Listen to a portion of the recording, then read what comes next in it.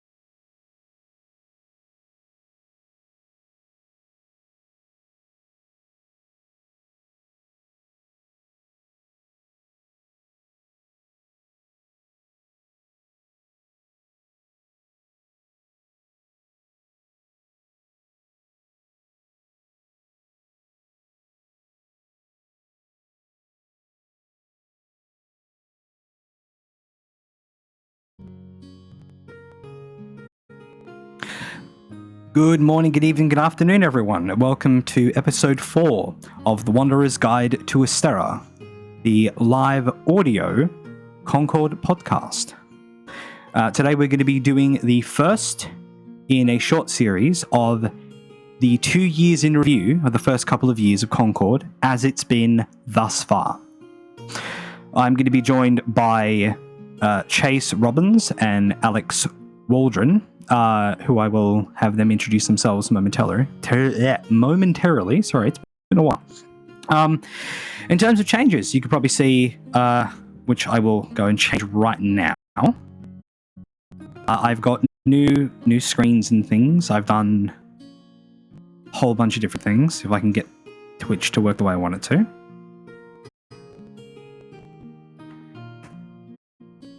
There we go. So everything's all specky and nice and cool. So big help from Jake Ward with this. Really, really big help. There's also a new microphone which I'm currently using. This is a Blue Yeti, done with a lot of tweaking to it, so it should sound a lot better than what it has prior. And I'm also running hardwired internet, so no more Wi-Fi issues. So hopefully everything should work the way I want it to and the way it needs to. A couple of things to note as well at the top. Tickets. If you've not bought your Concord tickets yet, please do so. There are still the $130 tickets up. I do not know how many, and I do not know how long they'll last. But the last I checked, there are still some there. Otherwise, if you don't get one of those, you're going to have to get one of the $175 tickets. And yeah, pay full price. It's all being done through the trybooking.com. Other thing to note, we still don't know what the premium packs are yet. I thought about maybe trying to get a little sneak peek in for that one, and decided against it because I kind of want to find out when everyone else does, because I am a player like everybody else. So I'm just as excited for that. If you are watching/listening to this live right now, or at the time that the same day as this went live, Ascension is tomorrow, so go check that out. There's a market day going on, a lot of cool stuff. Playtest for a couple of LARPs going on, a couple of ideas going on, along with Ascension itself. And beyond that, yeah, that's really it. I'm really happy to be back and doing fun stuff and doing this good thing. So, assuming there are no issues that anyone watching or listening has noticed with the stream thus far, just whack them in chat if that is the case. Otherwise, I am going to flick over guests and have them introduce themselves. Welcome to you both.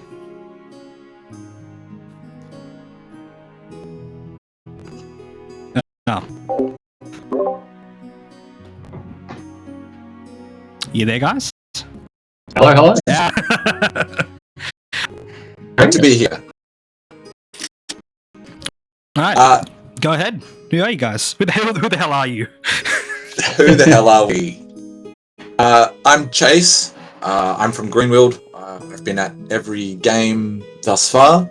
I active listener in the community. I try to be active participant as much as I can. You would know me by my big black leather hat and vaguely mage kind of get-up.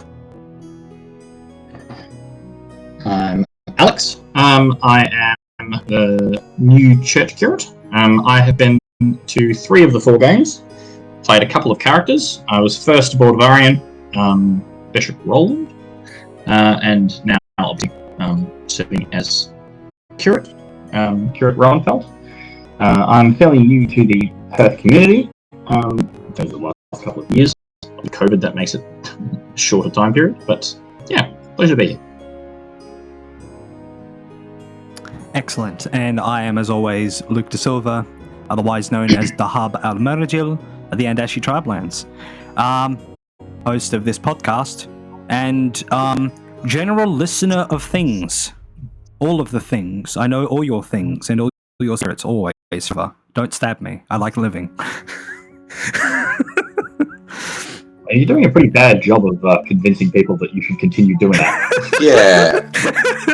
Yeah. Hey, it's yet to go poorly for me yet. So Well, far. we've not had that many murders in Concord. Nah, not that many. No. There's definitely no drama about murder recently. No, definitely not. No. So, past 2 years of Concord, it has been a hell of a ride. It's been a time.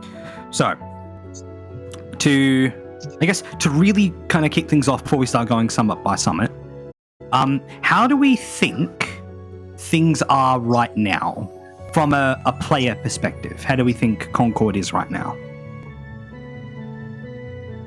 I'll start. Yeah, go ahead. Having been in on some discussion with Skittles, the writer and lead of Concord as a whole, but not so much now. A little bit more distance from that, on purpose, because I don't really want to know what's behind the scenes so much. It ruins the experience. But from my perspective, the way the game is going, it's kind of in its adolescence stage.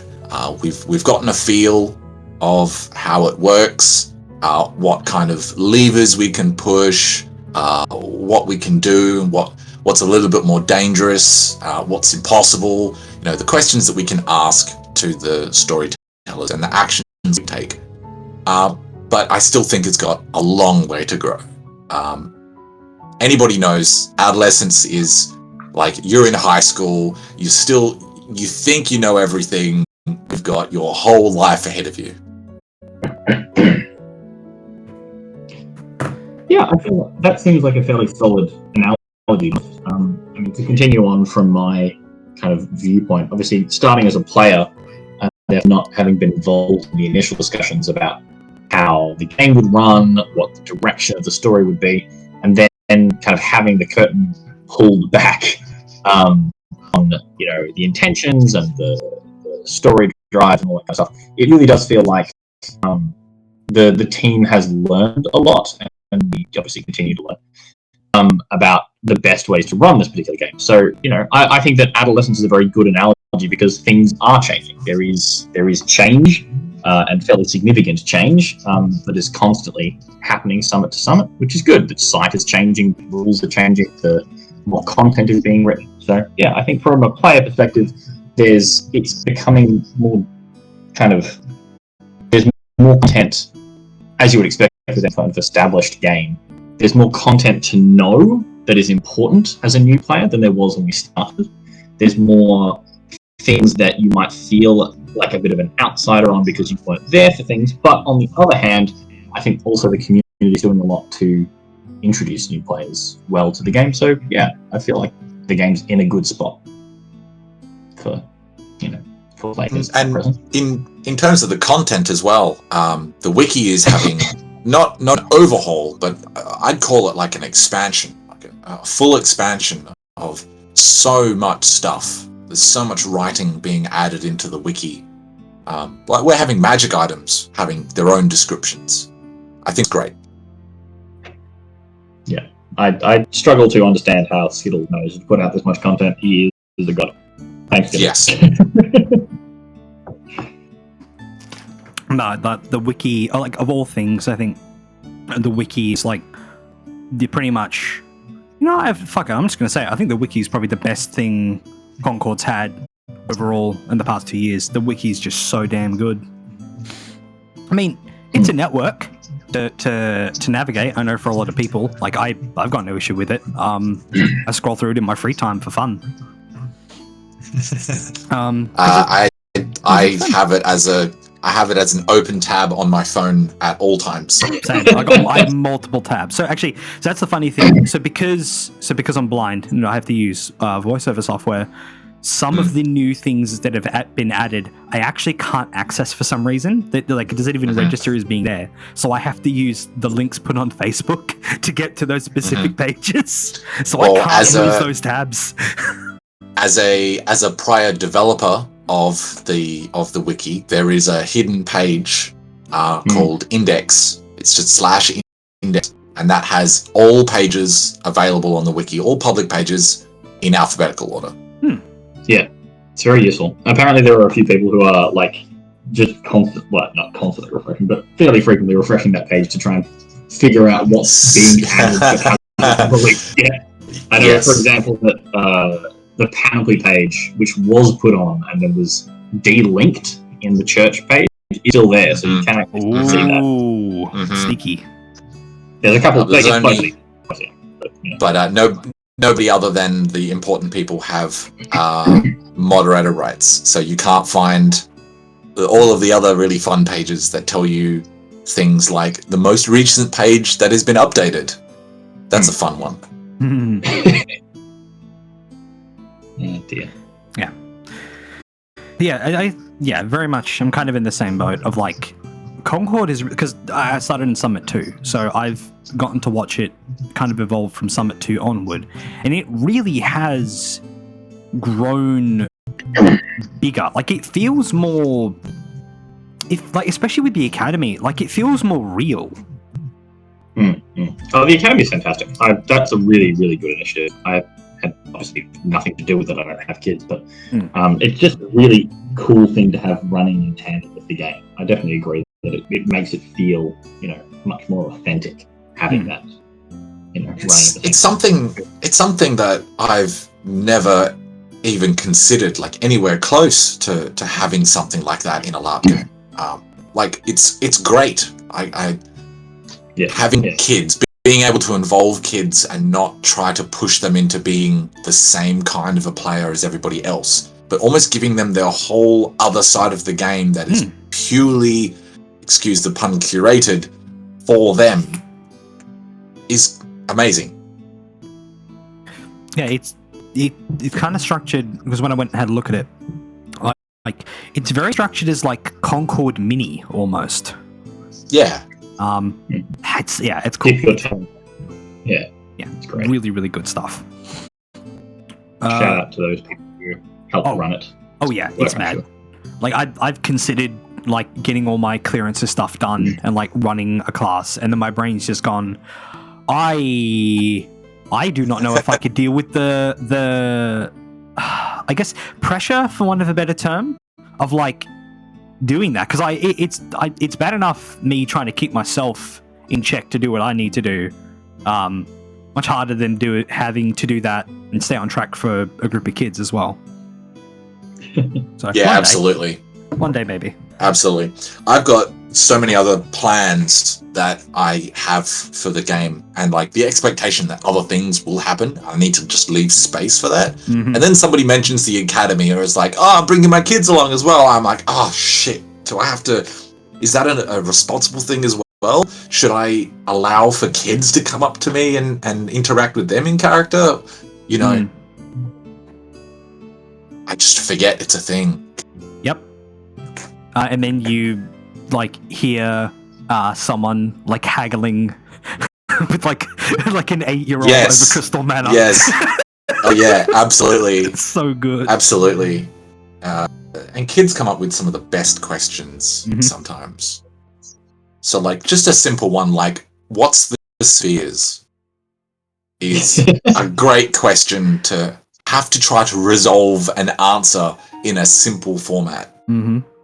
Or and that's a really great question, honestly, for like you as a player. Like, how does your character explain what are the spheres? Like, you should be able to do that, but like that's like a 8-year-old coming up to a person at church and being like, what is God? It's a good question. How does your character answer that question? That's just a good character moment. There's also, the bigger question of, on a written test for mages in the Academy, where does arcane magic come from? Yeah. And having that be... Look, I would have aced that test if I was allowed to attend it, but because I'm bad at dodgeball, apparently, I was not allowed. There there was only like 6 people that did that test, and I was actually very, very frustrated. I really wanted to do that test.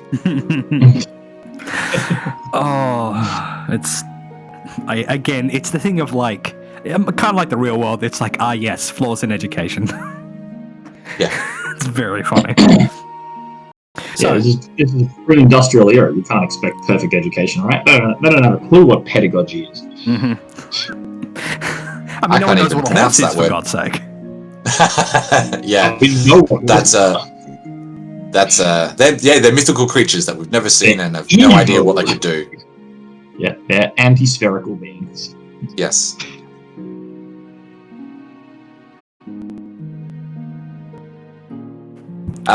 So, Luke, what do you have for us today? So, to kick off, messages firing off at me from all directions. Yeah. So I really should have turned those off, but hey, hindsight is 20/20, and I'm blind, so that's funny. So to kick off, Summit 1. So generally, how we're going to do these for you all watching, listening, is we're going to go summit by summit, and we're going to cover the good and then the bad. And generally, this is just things we thought were good, and then things we thought were maybe not so good, could have been run better, could have been done better. Because it's good to both look at the good and the bad of something, because, maybe by the next summit or the summit after that bad thing has been resolved and is now been fixed. It's a good thing. But it's still worth acknowledging the bad. I have something I want to immediately say as a bad thing, which has since been fixed, so it's no longer a criticism. Sure. The length of Senate. Oh yeah, Senate has so much better with its time management. It's gotten really actually, I would even say in general, both Senate, the Shard Circle, and just like realmic decision making seems to have gotten a lot quicker. Yes. So at the first game, I was effectively the aide for Baroness Saskia. Not exactly that. There was a rotation of 2 or 3 people as we were differently available. But for the first summit, we had Senate at 7:30. It's since moved to 9:30 I believe it was a motion that had to do that. It still went for something like 3 hours. And I believe that's a whole host of different reasons why it had that extreme length. First of all, it was the first game. It was the first time anybody had done this as both players and as characters. And we didn't really know how to do it, what was going on. There was a lot of decisions, there was a lot of conversation and discussion about it. Skittles was doing his best, running it and keeping things as on time as he could.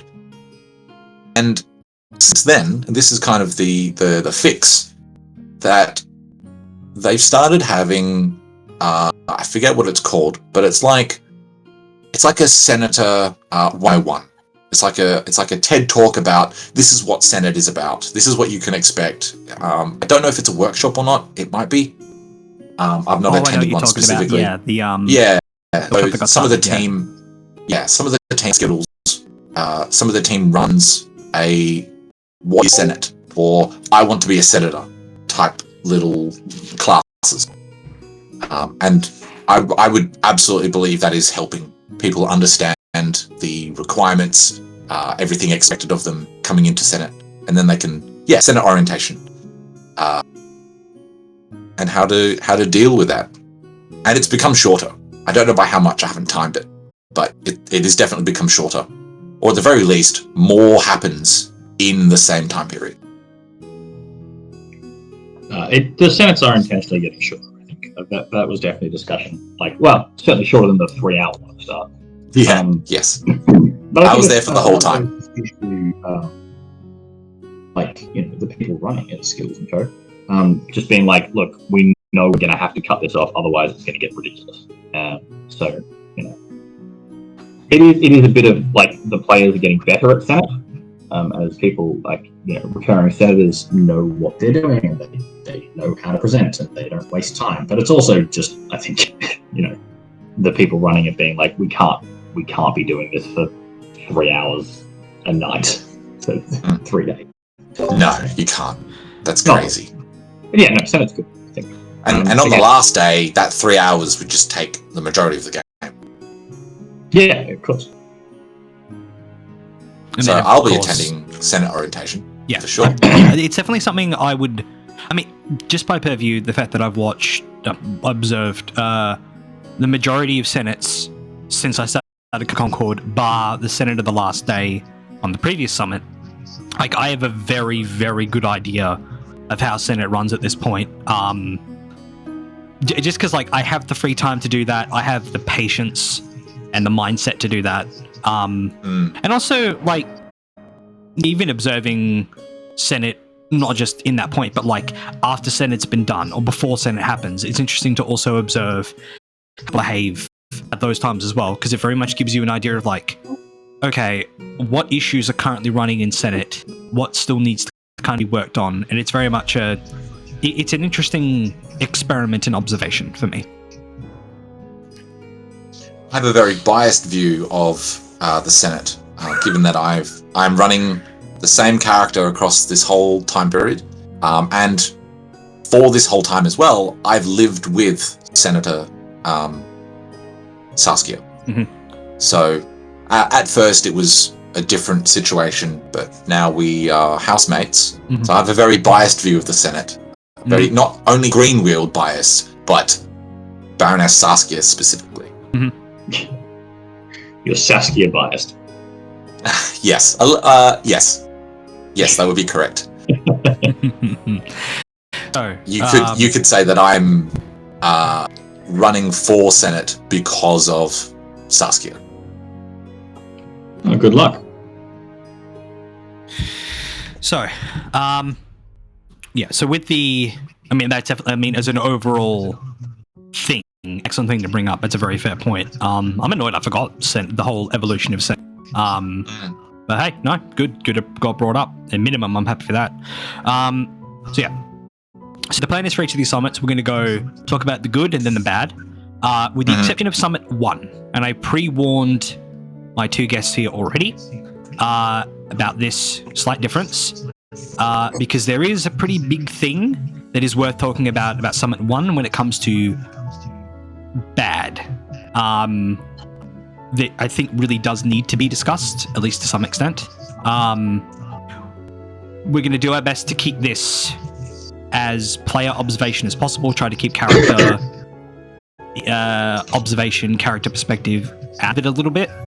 But yeah, we're going to... I would like to first, unless either of you have any objections to this, start talking about the Artisan emissary and the Laronomia protest and what ended up becoming of that. It's a spicy topic. It's a very spicy topic, but it's important to talk about. It's probably worth giving a brief rundown of exactly what happened from our one person call who was actually present for that. Jace, if you would. Yep. Yeah. Go for it. So I was not directly involved. I was an observer to it, but most people were an observer to it. From my memory, which is a bit hazy, this was 2 years ago, there was probably around maybe 20 people involved, maybe more than that were not directly in my field of vision, involved with the Artibazani ambassador. In a really short form, the ambassador comes to... was this a first game? Was it the second one? The Artibazan turning up. Yeah. Yeah, it's first game. Maybe it was the second day. Yeah, so they turn up. They are immediately met by some officials. Laronomia gets heavily invested because, of course, that's not just a shitty thing to say. They are a very important part of the equation. And very quickly, some guards, like a team of fighters and watchmen, are put together to make sure this ambassador, who is technically not a citizen of the Concord, but is still allowed to be here, is not in any amount of danger. There's some discussion happens while they're walking. They go into the Senate tent. They have a further discussion, a little bit more private, and then it finalizes, and the ambassador leaves. That was my observation. Outside of it, I wasn't particularly watching, but at that point, I wasn't doing all that much in game, so I was able to see out into the town square and see this small little procession happening with the ambassador in the center, moving along and going around to each of the different places of passage, the tavern, each of the waystones, stuff like that. And then afterwards they leave. But I can't remember if it was before or after. It probably was after. There was the, we'll say, second Loronomere revolution, which is all of Loronomere disappeared into the tavern. Missed the part where the Senate approved about. I don't know whether the ambassador was approved or not.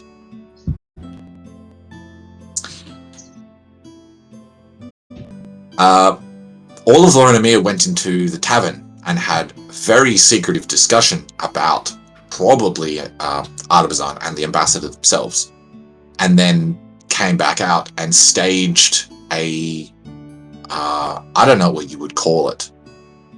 Not really a picketing, because they weren't really stopping anybody from doing something. Just like this massive announcement that they would not stand for Artabazan coming into the Concord and doing things, because that is a massive foundation of Loronomere's existence. They are Loronomere. They are not. I think it was Porta Lorona, the Artabazani colony, effectively. They have separated. They don't want Artabazan to have any influence over the Concord. So they staged this massive uprising. They had their guillotine out. There was a lot of yelling. There was a lot of stuff like that. Mm-hmm. And now we have rumors that the ambassador did not, in fact, successfully leave. And I call it a rumor. I don't know very much about it at all. But Daphne was definitely involved as the guillotine, and there was the chance for some secretive maneuvers happening at that time.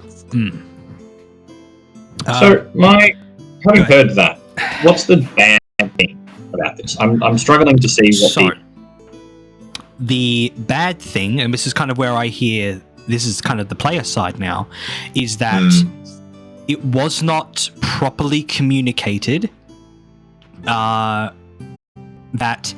the procession of guards that were put around the Artabazani individual, like the whole idea was like, because there was a group of guards put around the Artabazani, it very much suggested that the Concord's just going to fold and do whatever the Artabazan wants.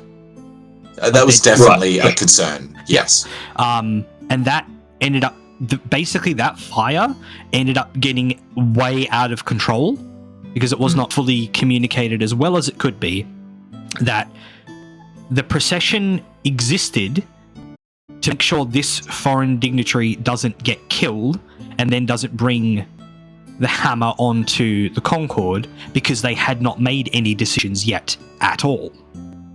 And this bled then into the players getting affected, not just characters. It very much bled through very quickly, to an extent that an out of character meeting had to be held to clear everything up. Yes, and all of the harsh discussions and interactions happening that started to bleed into players rather than just character interactions. Yeah, there was some very hot tempers at that time. So this is why I say this is kind of a bad thing, because this is an example of what happens when communication breaks down and things get really, really heated purely because of that. Now, bad communication just happens in life. That's a very normal thing. I'm not highlighting this to say, this is really bad, everyone should be ashamed. I'm not saying that whatsoever. This is just, I highlight this because as an event of Concord, or an occurrence, I should say, of Concord as a LARP, in-game and out-of-game, this is kind of a big thing, and it's worth looking at. Because it's pretty significant. Because the Concord could have just completely fallen apart there and then, on the first game. Yeah. It didn't happen. Entirely true. Thankfully. No. Because, cooler heads prevailed, things were cleaned up.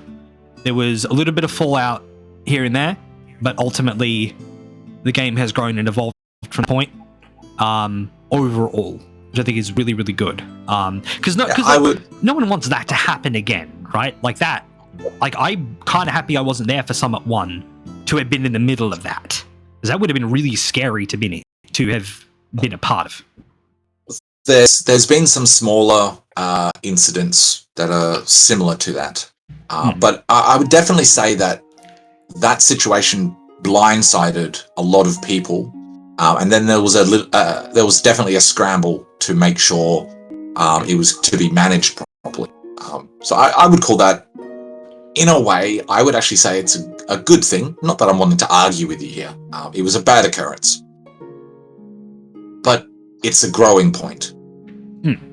Absolutely. I agree highly. For sure. Yeah, because it really got to show, like, how... Like, from an in-game perspective, right, and this is kind of where I transition this into kind of more of a good thing, is because the Revolution of Loronimir had been so recent in-game time, that level of reaction was should have kind of been expected to have happened. And it really got to show just how, like, vocal and real this sort of thing can be. So in its own way, this is kind of a cool thing that happened. It's unfortunate it occurred the way it did, but it's still interesting to observe that it ended up just getting very real very quickly. Yeah, I think obviously the thing is, someone who wasn't there, I think that actually sounds like if it had not affected players negatively, that actually would have been a really good it would be fantastic. Obviously, to get an LM opinion on this, that would be great. Obviously, listening to two of us not having attended, none of us being LM. I think that's but like, just having heard, like, that's that kind of very loud, very kind of emotional response to the oppressors turning up and seeming like they were being supported by the rest of the Concord.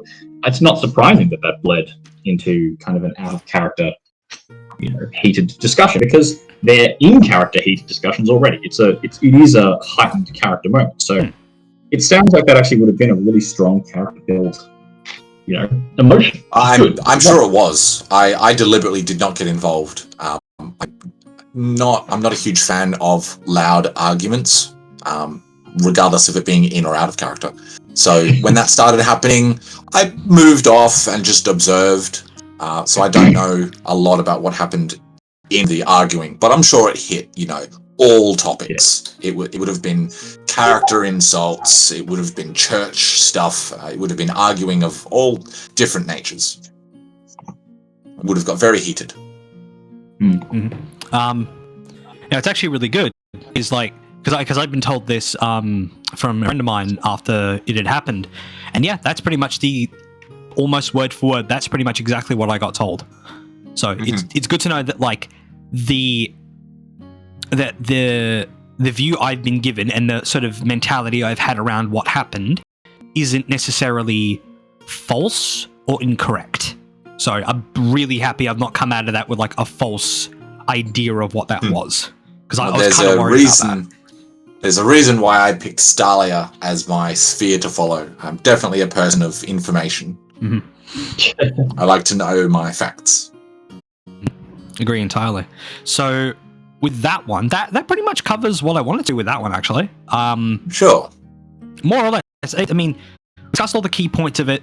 of just, it is an example of what can happen when communication goes awry and what it can do to people. So I think it's a good example of that and how it can be resolved fairly quickly and still have the game go on as it needs to. Do either of you have any other quote-unquote bad things you think happened at Summit 1? I wasn't there, so... Still, you've heard things, you've got ears. True.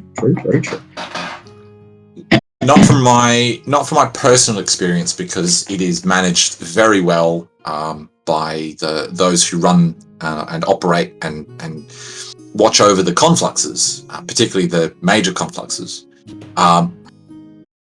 From what I've heard, there's nearly always been, but obviously the first summit would have been the worst for it.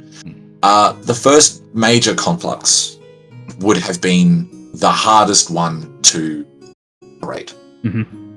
It would have been quite a large amount of people all on the field, operating in a different manner than we have before. Maybe we had some experience from Shattered World coming in to help manage that. Yeah.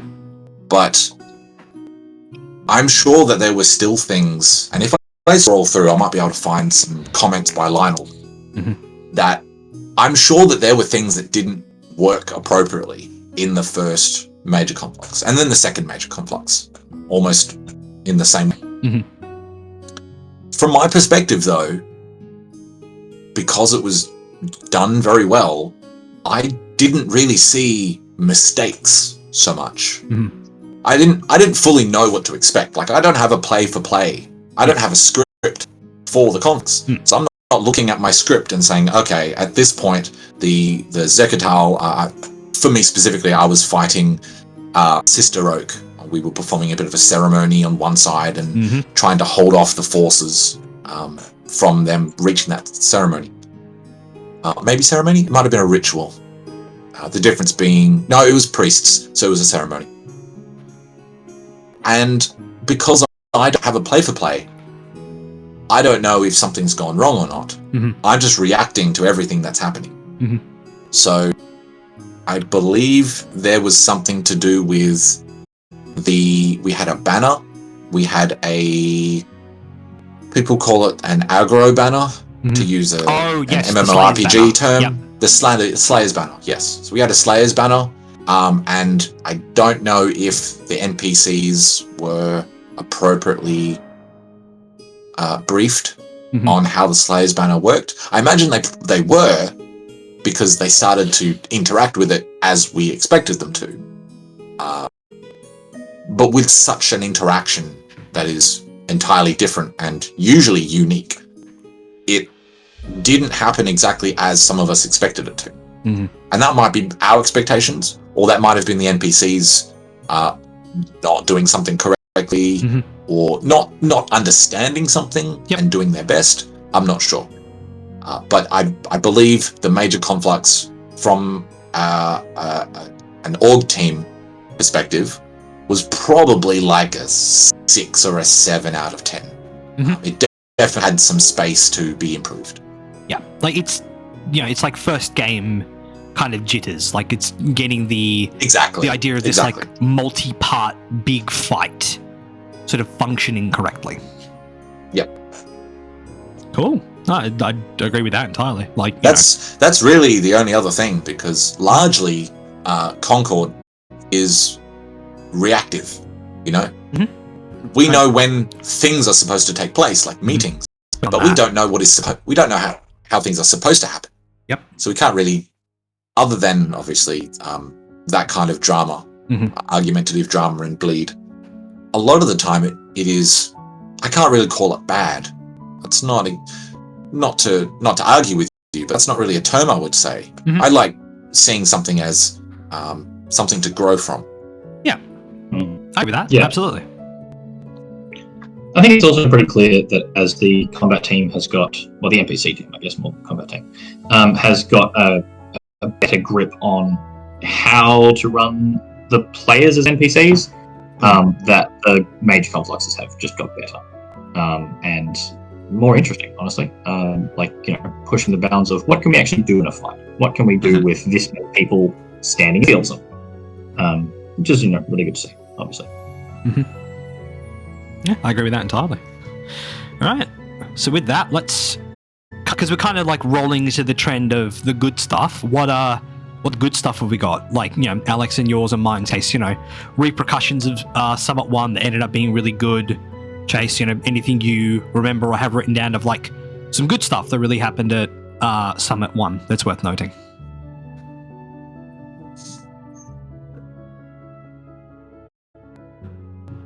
My good stuff, immediately I tend towards that kind of meme type of stuff.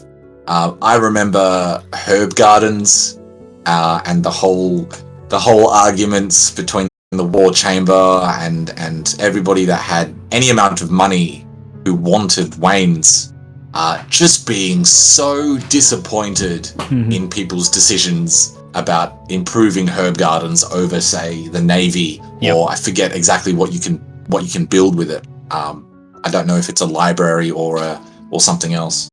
Not library. School of Magic. School of Magic needs Arkstone. Arkstone, yeah. I don't remember what things need to be. Yep, it's all good. To be built, but yeah, and it still lasts to this day. If anybody brings up herb gardens, somebody within earshot will just go, "Ah." I shouldn't laugh. That is kind of funny. Yeah. But no, I can definitely see that, and I think I remember hearing about that at Summit 2. Was the thing around herb gardens, like the whole scramble to get them all upgraded, and then the whole thing of like, well, we could have used that to make a navy. But it was player based too. Like it wasn't prompted by anybody in the org team. It was totally player prompted. Somebody would have had the deed from the exchange. Maybe somebody else or that same person ended up with Thunder Oak, and then they decided through discussion that the best use of it would be to upgrade as many herb gardens, I think in Iron Valley, as they could possibly do. And I don't think it's an entirely bad decision. I'm probably going to get a lot of flack saying that. But as somebody that has been attached to not only her doctor, that is Cam, but somebody who has interacted with the hospital quite a bit, I know that herb gardens are very important for potions and healing. Very important. Yeah, I mean, so upgrading them. Yeah. As an apothecary upgrading myself, them is great. If I may, real quick, 100%. That's a big reason why I looked at herb gardens. I'm like, well, I mean, not only can I just make my own potions and try to make a little money off of that, but also like a lot of what I did Summit 2 was like I heard about the Blaster Strike town that people were going to go into, and my brain was like, well, I learned Alisar's Antidote specifically, and we'll get to Alisar's Antidote, don't worry, because that was a smart move to make that. I'm just going to make a bunch of this and just... And when I made it, and obviously, the Merchants Guild was a thing at the time, which we'll get to, was like, handed them over and just went, please make sure these get to the hospital. I could have just given them to the hospital directly, but my brain just kind of went, I'm not really in full understanding of how the hospital functions at the moment, so that's not something I feel I should approach with at present. That's changed since that point. So I've done some work at the hospital, and I'm set to do a lot more now that I'm a mender. It's interesting to see like the power. Like herb gardens are so damn good. It's why when I've seen investments get kind of updated a little bit over time, herb gardens haven't really been touched too much, just because they're so good. I really would like to see a census, and that's actually something that I'd like pushed as well, if I have the ability to do that. I'd really like to see a census of how many people's investments have been improved. I just would find that very interesting information. Yeah. I agree, because I haven't heard too much about, other than the upgrading herb gardens thing, I've not heard too much about people upgrading their own stuff. I know it's happening, Because I know people are getting Arkstone and Thunder Oak and Mithril, and like besides the armies that have been made, and the navy and such, obviously we've got the embassy done. Like we've had things that these materials have gone towards, but beyond that, there seems to be, at least to me, a bit of a dead zone in where the rest of it went, and my mindset has gone, well, all right. We actually now have a record on the wiki, except for Mithril Mines, of who has actually owned these deeds. Mm-hmm. Yes. Which does kind of give us an idea of like, okay, well, that's when that would have happened. That's when that happened. Like, it's interesting to see, where... And I agree, a census would actually be super interesting if it ended up happening, of like, who has an upgraded investment and who doesn't. Because I know I think it was Summit 3, I think. It was like, Herb Garden was the most... Like, there were more herb gardens than anything else in the Concord. I do remember there being a chart. I do remember there being a post about what... it would have been it would have come from Skittles looking at the character submissions. It was like Mage, like, there were more... Like, Magus was the most taken skill, and Herb Garden was the most common investment. Yeah, I think that was a post made on the last... Yeah. I think. But yeah, it's...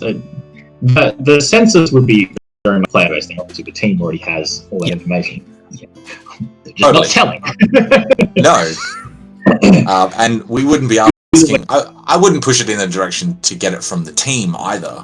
I'd be pushing to get it from the players. I want it to be a player-to-player interaction. Yeah. Going to give it would feel like cheating to go to... Go do it yourself. Yeah. It'd feel like cheating to go to the civil service and say, hey... You've got records of everybody's information. Can you remove privacy laws? So I'd like to see everything.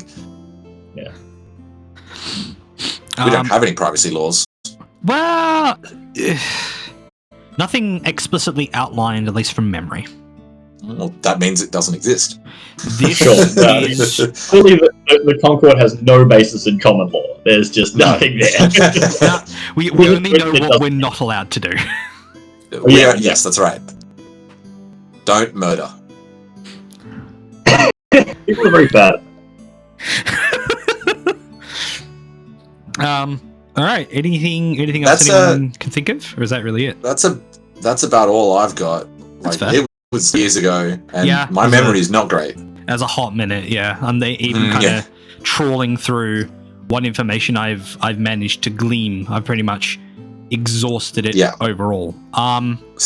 Thanks to a very informative member of the community, they've helped me look through the previous meme posts, and that has informed most of my conversation today. Take note, Concordians watching. Memes are a valuable source of information. Absolutely. When in doubt, check the memes. Check the meme page, folks. Very important. Mm-hmm. Oh, speaking of that, so for those that were unaware, there's a Concord Discord now. Go join that. It's a fun time. Oh, yes. That probably will become an even better place to get discussion. Mm-hmm. Yeah. I'd like that a reasonable number of our viewers actually came from it, though. Thanks, Skittles. So, with that, we'll roll over to Summit 2. This is when a bit more information starts to be a little fresher, a little less molded and decayed, and a little more available from the lot of us. We'll start with the good on this one, and there's quite a bit to go on this. Alex, do you want to kick us off? Sure. So my attendance was fairly brief. I was there for a day, I think. I remember, obviously, it being my first time, was a lot of kind of investigating how the system worked. I really enjoyed the kind of development that Church had started to be. Obviously, and that's kind of pushed the direction that my character and my interaction with the game has gone. I really liked the player-driven stuff, like the Merchants Guild and all that kind of stuff, and seeing the work that the community was actively, investing in the game. Personally, had a really good interaction actually with Harold, which was also really good. Obviously, the work that the team puts in for costuming and theatrics for heralds has consistently been pretty good. Yeah, I mean, number 2. I think I mostly spent that summer kind of getting to know the community. It was my first big event in Perth. And so kind of seeing how the community acts and comparing that to my previous experience at LARPs is how I spent most of the time. I was fairly disconnected from the running of the game and mostly there as a spectator to how it worked and like how the game felt. That makes sense. Yeah, that does. Absolutely. That makes sense. Like, yeah, I had a very similar experience myself, like, because I'd been out of the LARP scene for a couple of years since Ganglands stopped. I was looking at getting into Warheart's Conquest, and my brain just kind of went, nah, there's no factions here I really like, and I guarantee I'd be able to get numbers for something I would like. So, you know what? I'm just going to give myself a break from LARP for a while.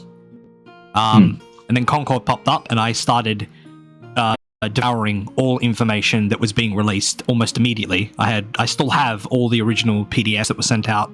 And I was just hooked. I was enamored. Because in my reaction is like, as someone that can't fight, not as a choice, occupational health and safety, I can't fight. This was something that I had wanted for a really long time. That Ganglands was kind of doing a little bit, and then Conquest kind of brought that in a bit more. But Concord cemented the idea that there's as much roleplay and non-combat stuff that can be done in LARP as there is combat-based, and that it can be very, very complex. Like I could figure it pretty much straight away.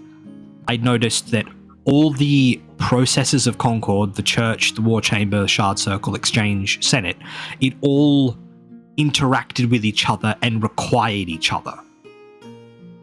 It was really interesting to see, and then to actually be there and see it all working kind of from a distance, as you say, with a bit of disconnect and kind of getting back into it. It was really cool just to witness, like hearing Bordavarians clank by, Greenwielders being particularly quiet and yet direct, Iron Valley shouting all over the place, Loronamere being Loronamere.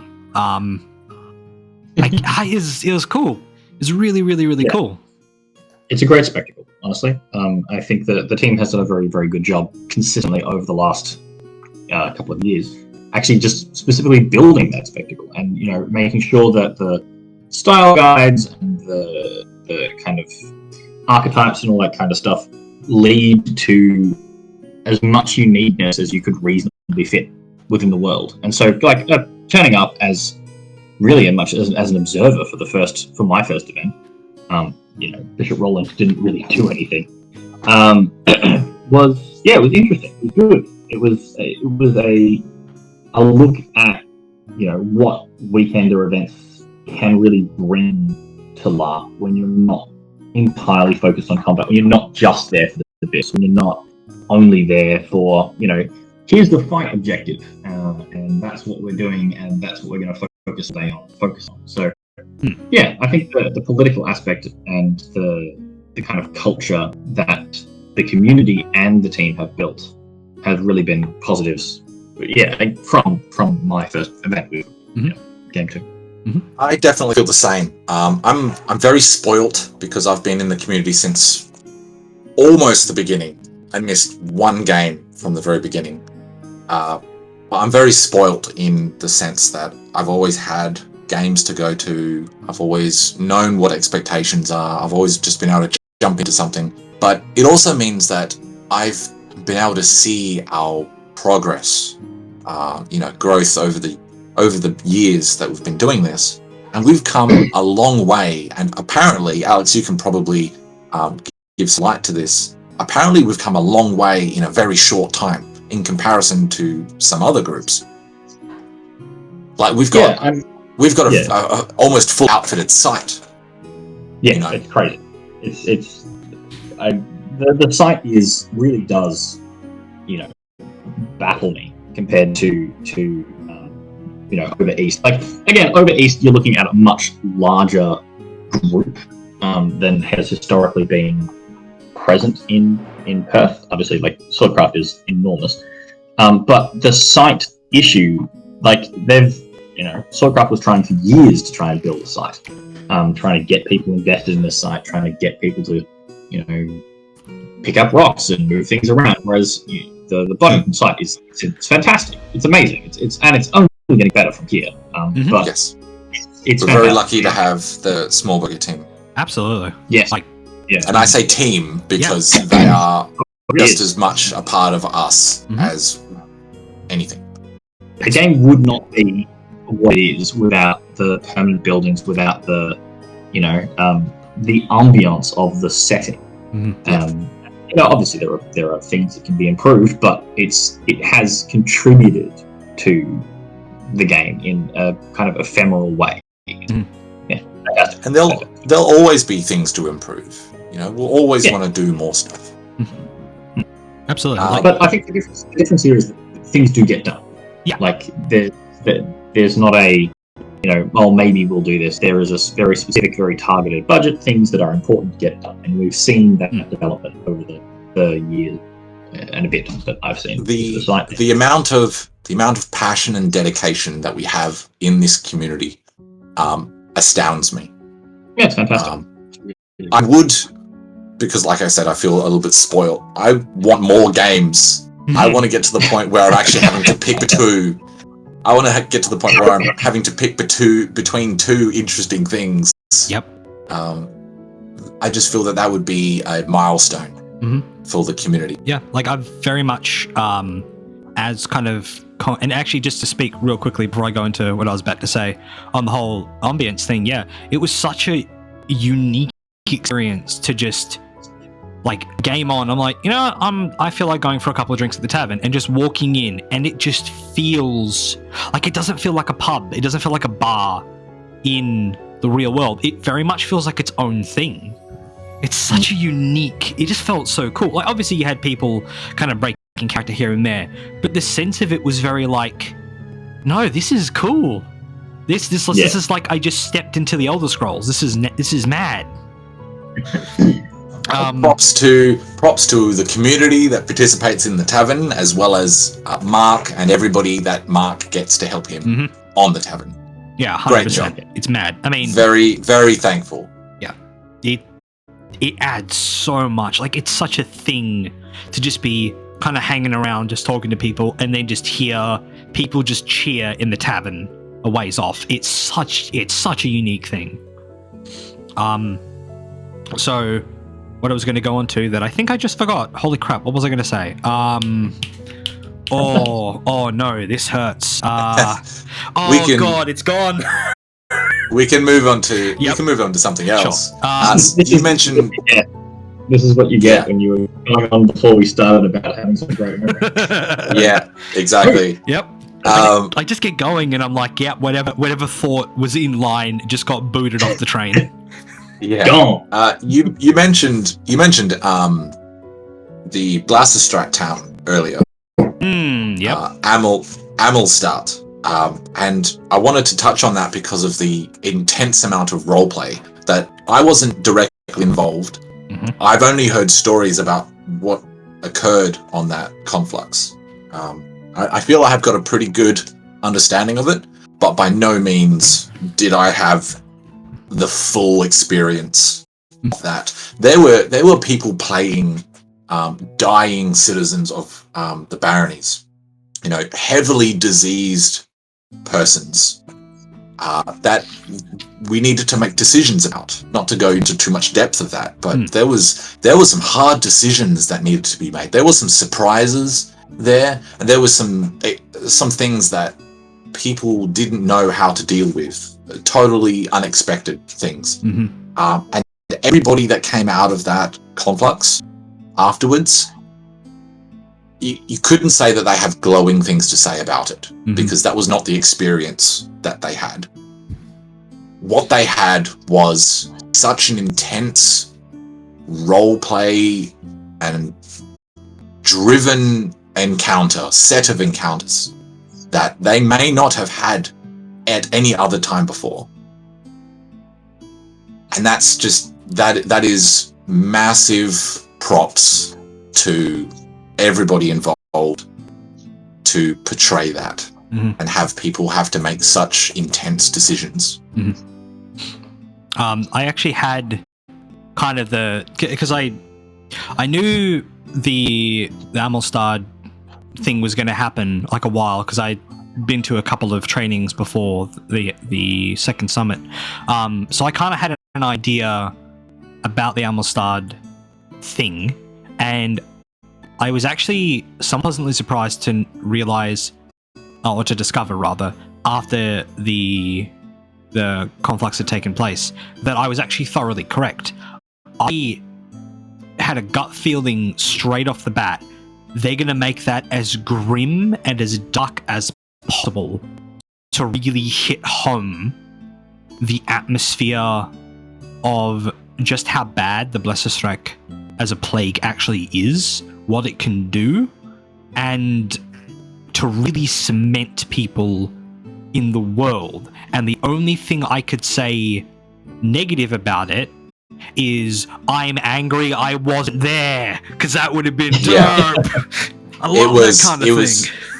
It was a very carefully chosen group of people that went to Amistad. And that is the reason why I didn't go, because my character would have nothing to have helped with, other than maybe carrying things.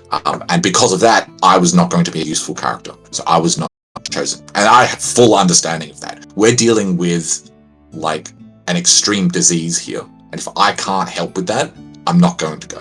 You take somebody else who is more useful. Yep. And that was the mentality. That's the mentality of Green Wielders. If you're not useful, like, really think hard about this. Criticize. If you're not useful, you will not be brought on an expedition.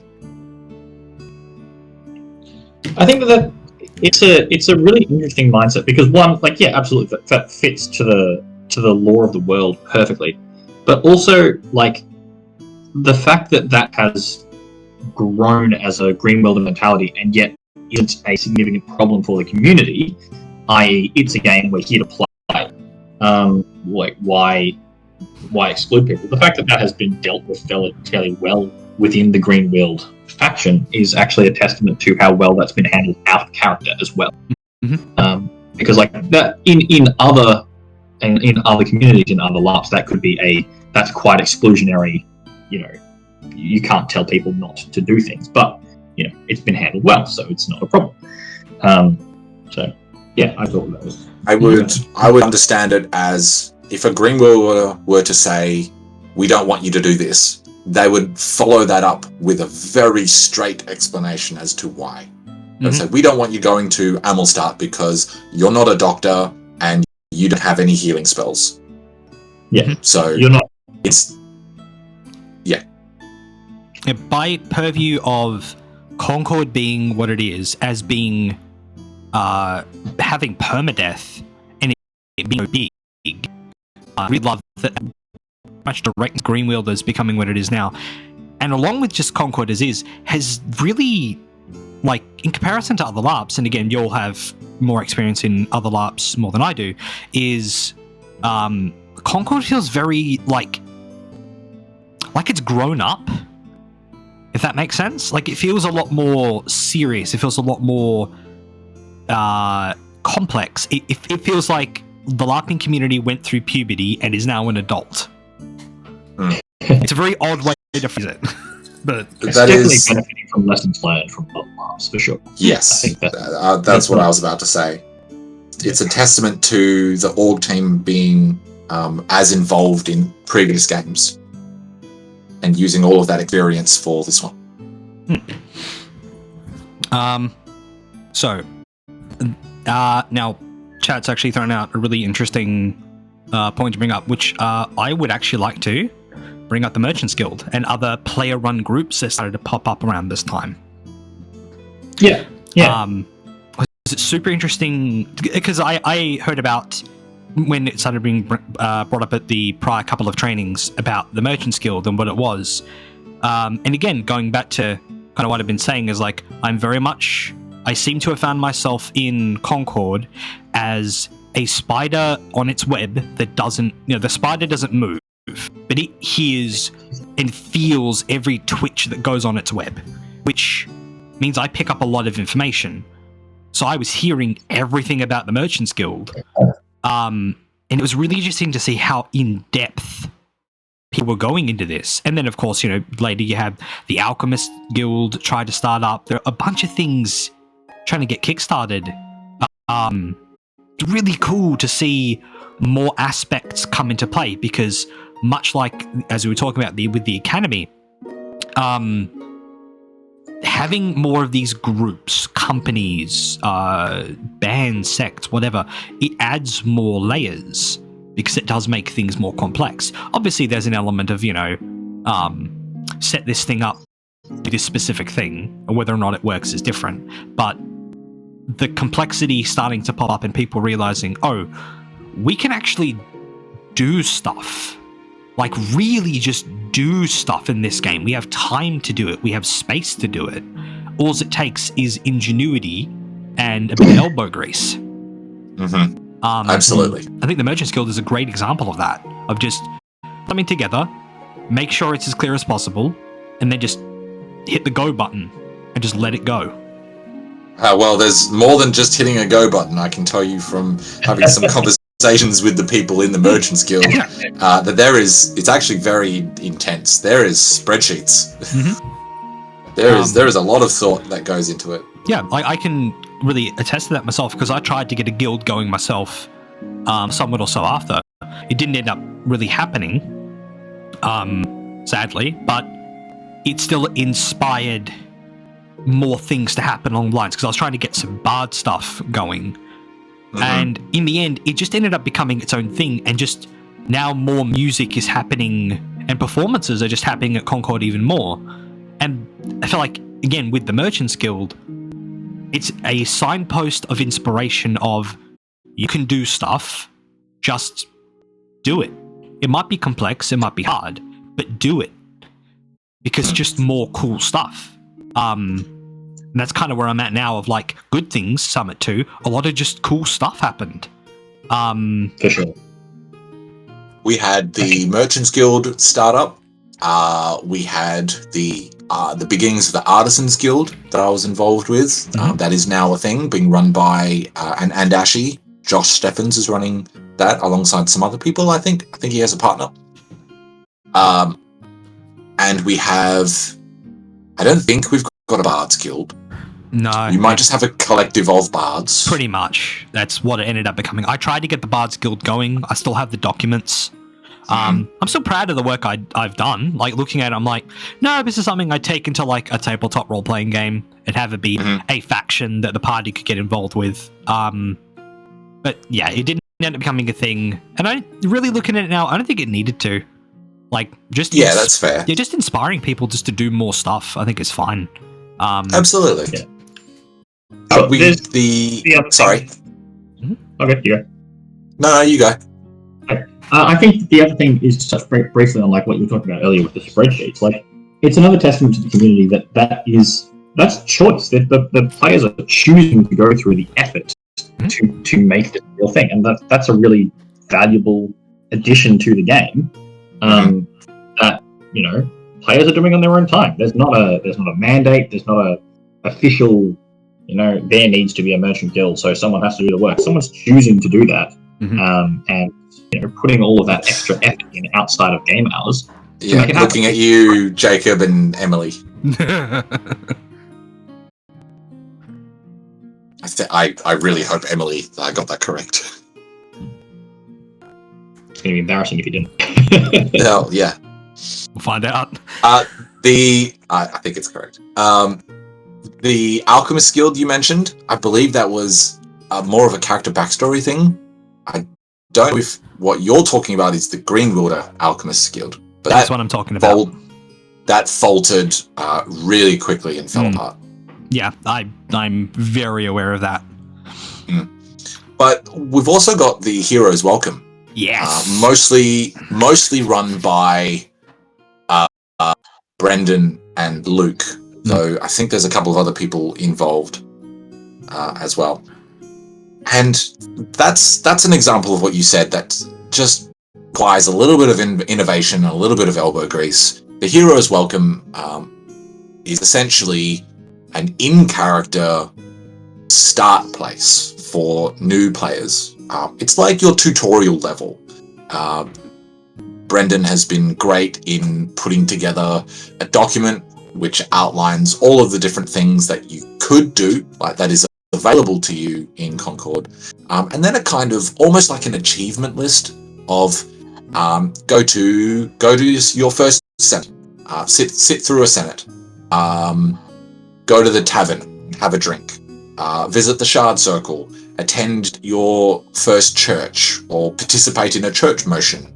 All that kind of stuff that just showcases the entirety of Concord and all of the different things you can do, because LARP is really hard to describe if somebody doesn't have any prior understanding of things, such as tabletop games or video games. I tend to relate it to D&D, or failing that, some kind of MMORPG. So you can compare it to the Elder Scrolls, the Elder Scrolls Online, World of Warcraft. I feel that's World of Warcraft. They're good starting points to start building off and explaining from. I think that analogy falters somewhat when you're talking about LARP, because you're absolutely right. LARP is very hard to describe, and what it feels like to partake in a LARP is difficult to describe to someone who hasn't done it already, because while the thematics of the game and world and you have a character sheet, it's got some numbers and some stuff on it. It's all actually very different to D&D or to a video game, because very much so. you aren't the protagonist at a LARP. Like you are not the most important person there.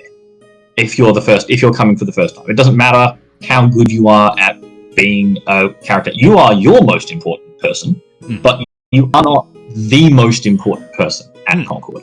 And so, you can read the information about the game. You can read up what you can theoretically do all you like, but as a first-time player, it's very important. I think the Hero's Welcome does a very good job of this, that you don't overshoot.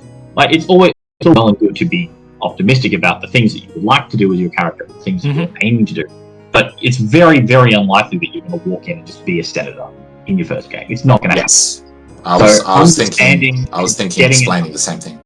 Yeah, understanding that, getting an understanding of what is a reasonable goal. What could I do? What is a thing that is likely to happen or good to aim for in a first game can be somewhat good. I think that was genuinely my first game too. Game 2, my game. That is kind of my only negative from it, was that I felt somewhat aimless at times. It was and it's a very intentional thing. The team is you have to make your own goals. You have to, have a drive to do a specific thing. But if you're not in with any of the groups that have power, it's very difficult to do anything meaningful that the game originally talked about, presenting. You can't become a senator on your own. No man rules alone. Yeah, but it's hard to punch that high when you're just starting out. Yeah, for sure. You have to come in, I think, to have a good game at Concord as a new player. You have to come in, or at least very quickly develop a mindset where you have a goal that you are working towards, rather than, if I don't do this thing, I will not have had a good game. And that's why it is so important, because it's look, this is the reality of this game. You are new here. Here are the things that you can go and do right now, and maybe go and do some of these things, but don't expect anything. Come up with something that you want to achieve while you're here. Come up with some sort of goal for your character. That's all great, but don't aim too high, but aim high enough. I have a very good example I'd like to bring. So I met Gemma, I believe, at second. It might have been the second game, I think, though it might have been after that. I met Gemma, who plays Avalon, Lady Avalon in Vaudeville. She started out with, because it must have been second game. I met her at a training. She said, I'm new, I want to do all of this stuff, and I want to be a senator. And I effectively told her, in as nice a way I could, you're not going to be senator at your first game. Instead, what I think would be very achievable is for you to help the current senator, who is Louis Soir, played by Hamish. And I went and introduced her to Hamish, as well as a couple of other people who were vaguely involved in the Senate, and said, you want to be in the Senate, consider being a Louis Soir's aide. And when she went to her first game, that is exactly what she did. At that point, Hamish didn't have somebody in mind, or maybe if he did, he decided he wanted to have Avalon, Gemma. And so she was Louis Soir's aide at that Senate. She's now going for the Senate position, and Hamish is deciding whether he will continue or not. So that's over about a year, 2 games. Mm-hmm. That is a more realistic progression. Yep. Yeah, for sure. I can attest to that from my own experience, because I tried to go for Tribeland Senator in Andash in the 3rd summit in the year just gone. And yeah, like looking at the dynamic of everything is like, yeah, and again, the way Andash selects senators is different to Vaudeville, of course, but it's still that perspective of like, yeah, it's really, really difficult to do unless you're coming in and you have nothing but luck the entire way through of like, the character is perfect, you presented it the right way at trainings, you've gotten in with the right groups, like setting yourself achievable goals that are maybe a little lower than the, like everybody has pipe dreams, right? Everybody's got like, I would love for this thing to happen. Like I have a mental list of things I would love to do before my current character's end turns up, if it does. But then I've had to go over the past 3 summits of, okay, my big goals aren't really working out, so I'm going to try and work at those big goals instead over time, which is what I've been doing, and then see if I can find little goals I can sort of achieve along the way to still give me stuff to do. And I found, weirdly, both times when I've gone to do a thing and it hasn't happened, the big goals, immediately, literally the next day, something pops up and I have something to do. And any amount of disappointment I have, swept away because I had something else to do. Because that's, again, going on with like finding goals, there's always something happening in Passage. Always. Whether it's around the corner or at the other end of the city, doesn't matter. There's always something happening at Passage for you to get involved in. Always. Big or small. Keeping yourself occupied is the game. Yeah. Like, you just... That's what you got to do. Busy work, the LARP. Yeah, it kind of is. I mean, it's a political game, and all politics is busy work, right? So, no, it's good. I think that particular self-driven content generation works, and it doesn't. In this community, it does work because there is the support. There's things like the Hero's Welcome. There's there's the stuff that the team runs specifically to induct newcomers. And the community is very open with trying to pull people along. I think I'll touch on that a bit more when we talk about Game 3, which was where I properly got involved. But I think that the community does a very good job of picking new people and being like, I'm going to actively aid this person in feeling invested in the community, which has really helped, I think, get a lot of new people into game, which is great. So yeah, big props to the community for that, obviously. Well, I don't see why not we can't move on to that just now, because we are moving through time quite a bit. Mm-hmm. time does progress. Yeah, I mean, to be fair, I'm looking at the time right now. And my brain's like, all right, let's kind of clip things a little bit. Yeah. Which again, I'm happy to talk more about that if you want to just move on to that. Because my game 3 was my only full game as a character. Obviously, Curate Roenfeld is a character. He has things going for him, but I'm not a player. So, game 2, actually, sorry, go ahead. Yeah, no, you go first. I just remembered one more big thing that did happen in game 2. That's very, game 3. No, game 3. It's very important to bring up. Game 3? No, sure, okay. No, it was game 2. My brain is in 12 directions. It's fine. I'm a clock. I have a clock for a brain. It's fine. Before we move on. Yeah. Cool. The death of Clovis. Yes, that was game 2. Yeah, that was big. Yeah. So from personal point of view first, Paul, who was playing Clovis, had been affected by a spiritual wound, and at this point, I had no idea what spiritual wounds were. Not really. So I'm just casually sitting in the game hen at training, and here comes Paul, just kind of arguing with people because the spiritual wound he had at the time kind of required him to do so. I just casually said something to him in character, and he immediately came over. I don't think he even sat down on a chair. I think he just sat down on the floor, right in front of me. We just started talking. That ended up being one of the most engrossing conversations I've had in LARP ever. It eventually kind of just turned into oh god, I'm attached to this LARP now. This has evolved to something I didn't expect. And that then turned into, over time, I have to save this man's life. I have to save this man. He's going to die. If he keeps going as he is in this state, it's going to get really bad. This is a good man that needs saving. And then, unfortunately, he was lost on a major complex. Yeah. So it's very difficult to...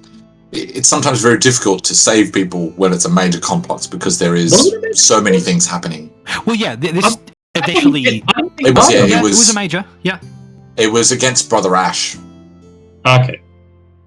We had a bunch of what we call siege mages or damage mages, and tree beasts, both of which were incredibly dangerous enemies.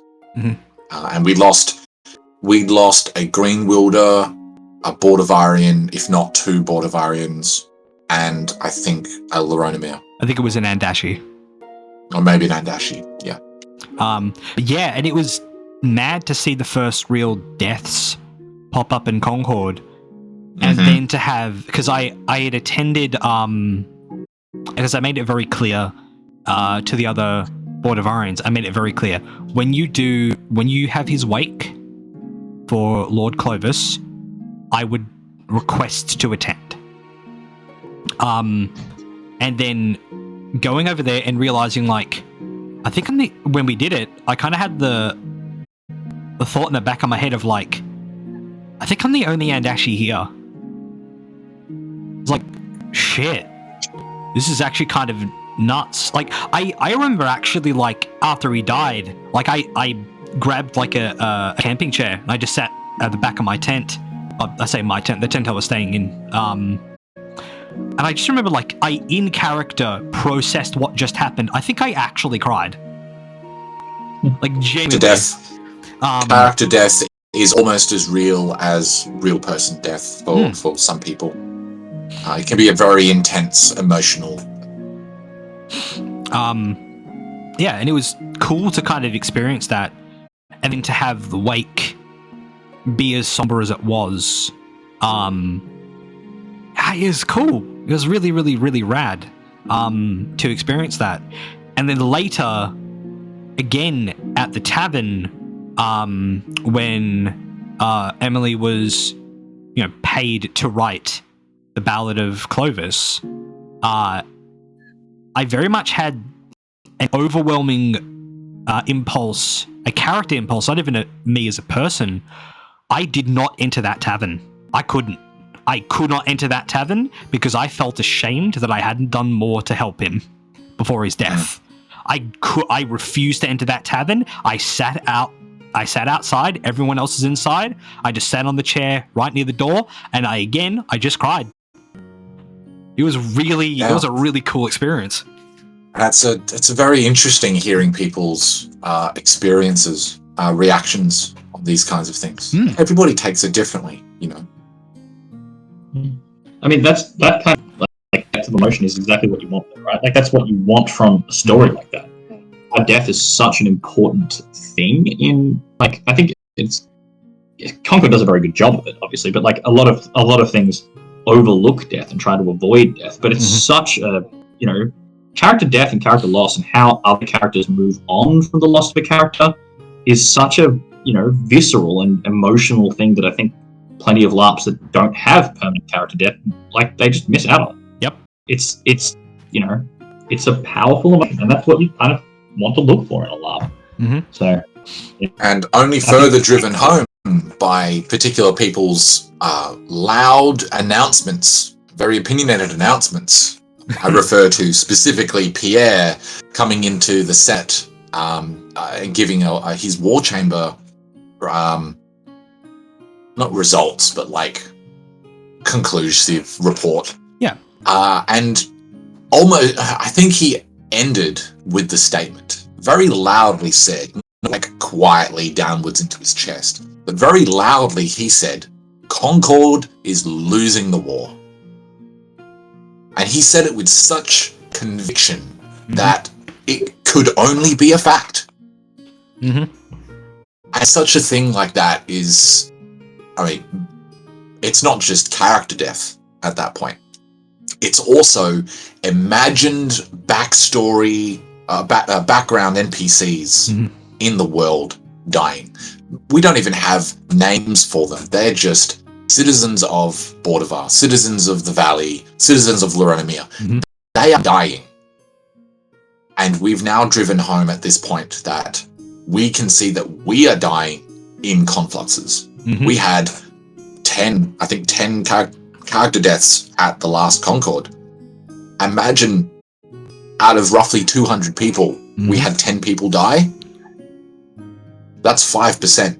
Yeah, that's crazy. It's really interesting that having those first character deaths really properly drove home to a lot of members of the community, or players of Concord rather, that death is a thing. We've now had players or characters die, heroes of Concord die, and it really drove home that when an army or navy loses numbers, basically, when it gets damaged, that's people dying. When it's not just numbers. Yeah.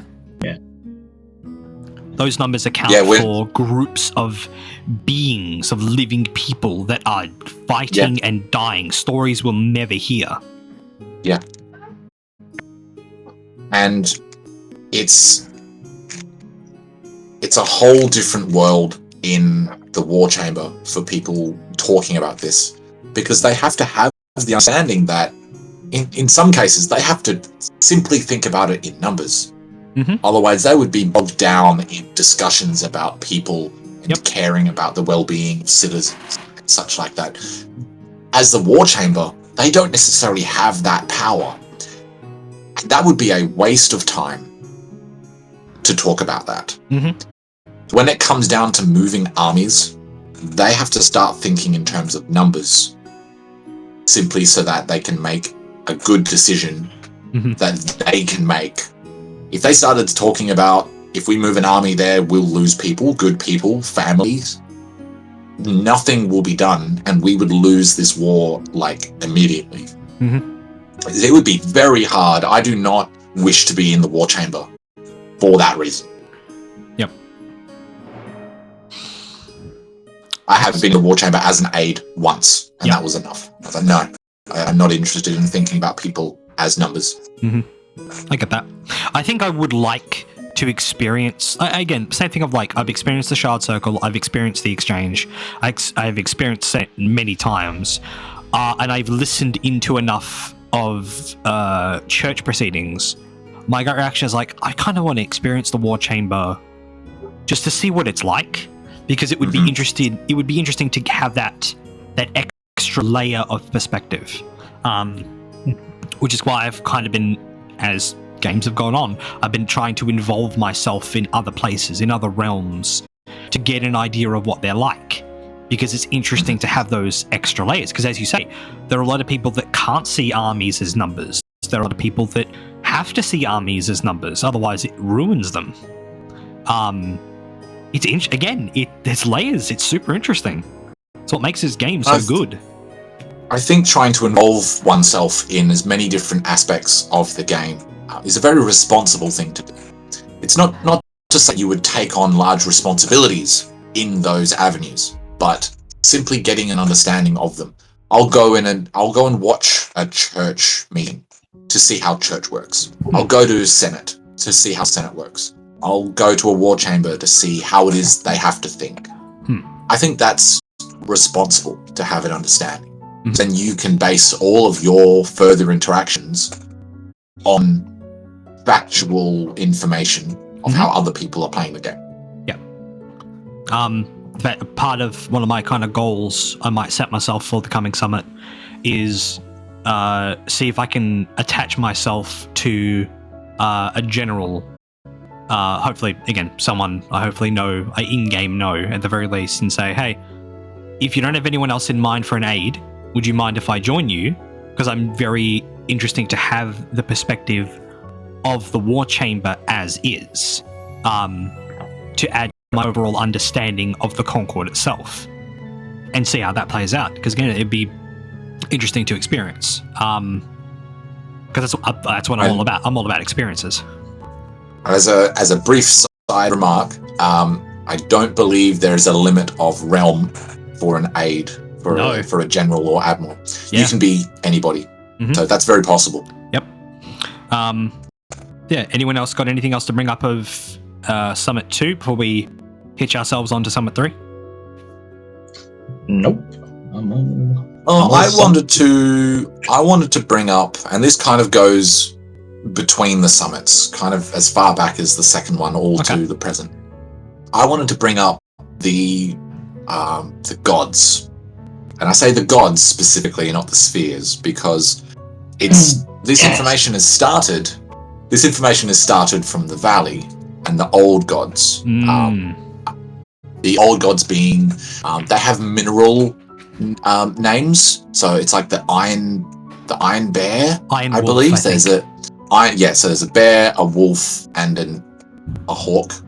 There's a bear, there is a wolf, there is an owl, and then I think there's a couple more that have been discovered. Yes, so those are three prominent ones that are coming up again and again. There's also some people are starting to link pieces of information between different realms. So in Andash, you've got the sun and the moon, but there's also some reference to the stars. That's another trio of things.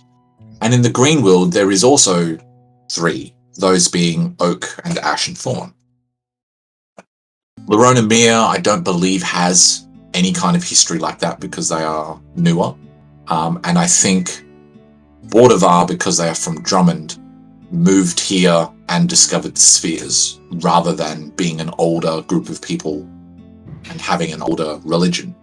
But the old gods conflicting with our current understanding of the spheres, which are a very real thing, and to call them a religion is technically by definition incorrect. But the old gods and how that information interacts with the spheres is starting to become a very interesting situation. There are some mages. Entirely. Yeah. There are some mages. There are some priests who are talking about the two of those groups at the same time. Maybe some people are having a crisis of faith as they're hearing, particularly Valley folk, I would imagine, hearing and seeing things from the old gods, and then seeing how the church is interacting with the spheres, and not knowing how to deal with those two. I just find that is. I agree. That is very interesting. That's a big thing I've been doing now. For if I may, I noticed a lot of those similarities back pretty much at my summit, at my first summit at Summit 2, because as I've said, I scour the wiki regularly. I notice a lot of connections, and there's even more than what you've mentioned. I notice this stuff way too much, and then as new information has rolled in through gameplay, like I've noticed far too many things. Like, because there's always a thing of like, oh, it could just be a coincidence. My gut says it's only a coincidence because Skittles maybe hasn't noticed it yet. And obviously other members of the team haven't maybe noticed it, and they've gone, oh, there's something there, grab that, link it in. Have you got anything to say, Church Curate? Absolutely no comment on this whatsoever. Anything that has been brought up so far relating to any non-heresy. This is heresy. Yeah. You're all wrong, you're all heretics. Conversation over, I'm going to execute you. Inquisition. Yeah. Harley is going to beat down my door at any moment. I can hear it now. Just the thumping of the boots. The yelling. Yes. I just want to say, if you think that it is a coincidence, particular things linking together, I would think it's not a coincidence and it's done intentionally. That's pretty much where my gut's gone. Yeah, is like, this could just be a coincidence of like, hey, it's a coincidence that those things link up with those things and link up with those things, and then my brain also goes, Luke, you understand? You have read all this lore. You have a measure of how Skittles works. It's not a coincidence. It just hasn't been fully revealed yet. So get your shovel and start digging. Start digging. I have the same thing to say. I've got an understanding of how people are writing the lore. Some of these things seem like coincidences, and they're definitely not. Mm-hmm. It's good to see the faith the community has in the Rust. We know what you're doing. No, you don't. That's the point. No, but it's good. It's good. I've loved the church content basically since the world was written. It's not the first like random faith that I've got deeply invested in a lot, but it is certainly my favorite so far. Mm-hmm. Very much enjoying being a part of it. Excellent. So, unless anyone else says anything else, we'll crack on to Summit 3. Summit 3. Summit 3 was my favorite. Oof, this one was an oof for a lot of reasons. The main one I can think of off the top of my head is the finding of the new spell. Yes, that was fire. And the Arcline table as well. Mm-hmm. Oh, no. Was that game 3? Oh no, I think it might have been 2. I think it was 2 because we were voting on the Archmage at that time as well. So yeah, the Arcline table was the thing as well. We've had 2 effects happen. So then, okay, then it must have been. It was would have been game 2. It all blurs together. It does. Yeah. So Summit 3, we're already here. Let's click with that because I'm eyeballing the clock. Yeah, the Arcline is interesting. For those who don't know what the Arcline is, it is a relic. It is the 4th rarity of magic item after Masterwork. Yeah, artifact. Artifact. It is an old item of great power that requires a lot of resource and effort in order to make it operate. But it also has a very wide range of effects. I can't remember all of them, and we don't even know all of them because they come in tiers. So we've only got access, I believe, to the first. We might know the second tier. Mm-hmm. I'm not sure. But the first tier of stuff, and some people would have heard this because there was arguments about it. The first tier of stuff was things like improving the ley lines of a whole region. That was the effect that was chosen. There was other effects such as boosting the energy or the life forces or something of military forces. There was things such as upheaving landmass in order to make better benefit for resources. All sorts of stuff like that. I think there might have even been one that was like create an army and it will move and do something and then disappear. There was something like a mana shield to boost the amount of mana for mages. All sorts of different things that are very wide. It's crazy. And we got hints of like, you know, if we had more scores of magic, we might actually be able to have more effects because there's more. Yes. Like this is one of those like, I think this is one of those items that people are kind of sleeping on a little bit, maybe because it's in the shard circle and it's a little closed off. But like, this thing has the capacity to be one of those like things that busts everything wide open. Absolutely. But you can be guaranteed. I'm most certainly not sleeping on the Arc. No. Well, I mean, I would prefer none of us sleep on it, because that seems really dangerous. I don't know what kind of radiation that thing's putting off. Thank you, Tim, for your comment. I know Tim's username. That's funny. Yeah, so game 3. So spell tablet happened. Efforts of the shard circle continued. And this is actually funny I bring this up because of my whole failed attempt to be senator. Then resulted in the next day. This is why I said, you know, the next day you always find something to do. I pretty much got swept up straight away the second day of the third summit. Pretty much just got asked, hey, mage, right? Yeah. You want to go on a conflux? For what? This is to go get that spell tablet. Oh. Yeah, okay. I just wandered over. We all gathered. We all prepared. We all went in.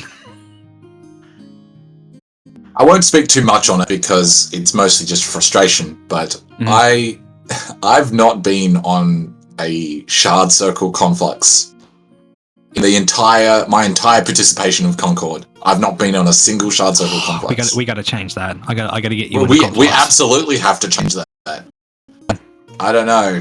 It's just not happened. I've been somewhere else, or it's been restricted to a lesser amount of people. Stuff like that. Somebody wants us to talk about Ekorn and his wild adventures. If it's referring to Ekorn's weird trip through the portal, yes. Now, obviously, there was a prior thing with the Shard Circle as well of the whole going into the Astral /Null/Oblivion/Void. I was not there. We're calling it the Astral, yes. Yeah. I can't really speak to it too much because I wasn't there. Sadly, I would have loved to have been. That would have been cool. No, not have. As a player, I would have enjoyed that. But yeah. As somebody with experience, it's not a fun time. But yeah, so... How are you? Like, are you falling apart too? Or are you good? No, I'm good. My... anything I may or may not have had has been resolved. Excellent. But yeah, so heading off to get the tablet back, almost dying on my first complex was a fun time. Got it back and then spent 6+ hours in the shard circle coordinating people to decipher it, because it was put to me to do it. I was working on like 3 hours of sleep, virtually no water, and pretty much no food. And I just, no, that's the thing, I survive on that energy. I thrive in that environment. I just powered through it. You're not setting a good example for our new Concordia. No, I'm not. Which is No. like saying, like, no, I'm stupid. I'm not making that mistake again. Trust me. As my kit has evolved. Go eat food. Go drink water. Mm-hmm. Concordian water boy service. Yep. Don't See, bother. why? You could have been included in the Runners Guild. Also carrying water. Oh, That what would've is been good? Yeah, we're not. It's probably not worth going into the Runners Guild. Other than it attempted to get started and it didn't happen. Yes, that is very accurate. And unfortunate.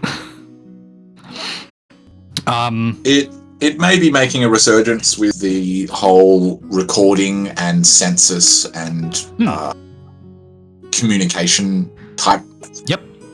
efforts, but we'll see. Yep. So yeah, had the tablet deciphered, figured out 2 words that were on it: soul and fire. Basically, raise dead and arcane flame.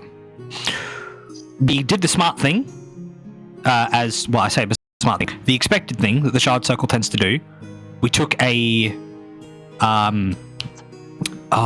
we took a anonymous census, or I say census, a vote amongst us of which one we wanted. We had some people vote for soul and not fire. We don't know who they are. We also had someone go to the Senate, and I think also to the War Chamber of like, tell us what you want, to try and like get communication lines going a bit more. And yeah, overwhelmingly it was like, yeah, fire. Fire's useful, soul is heresy. So done.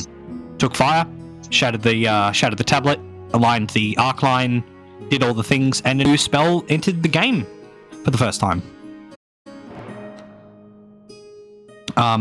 Of course, we've had Alisar's Antidote and the Blaze Sap Striker enter the game as well.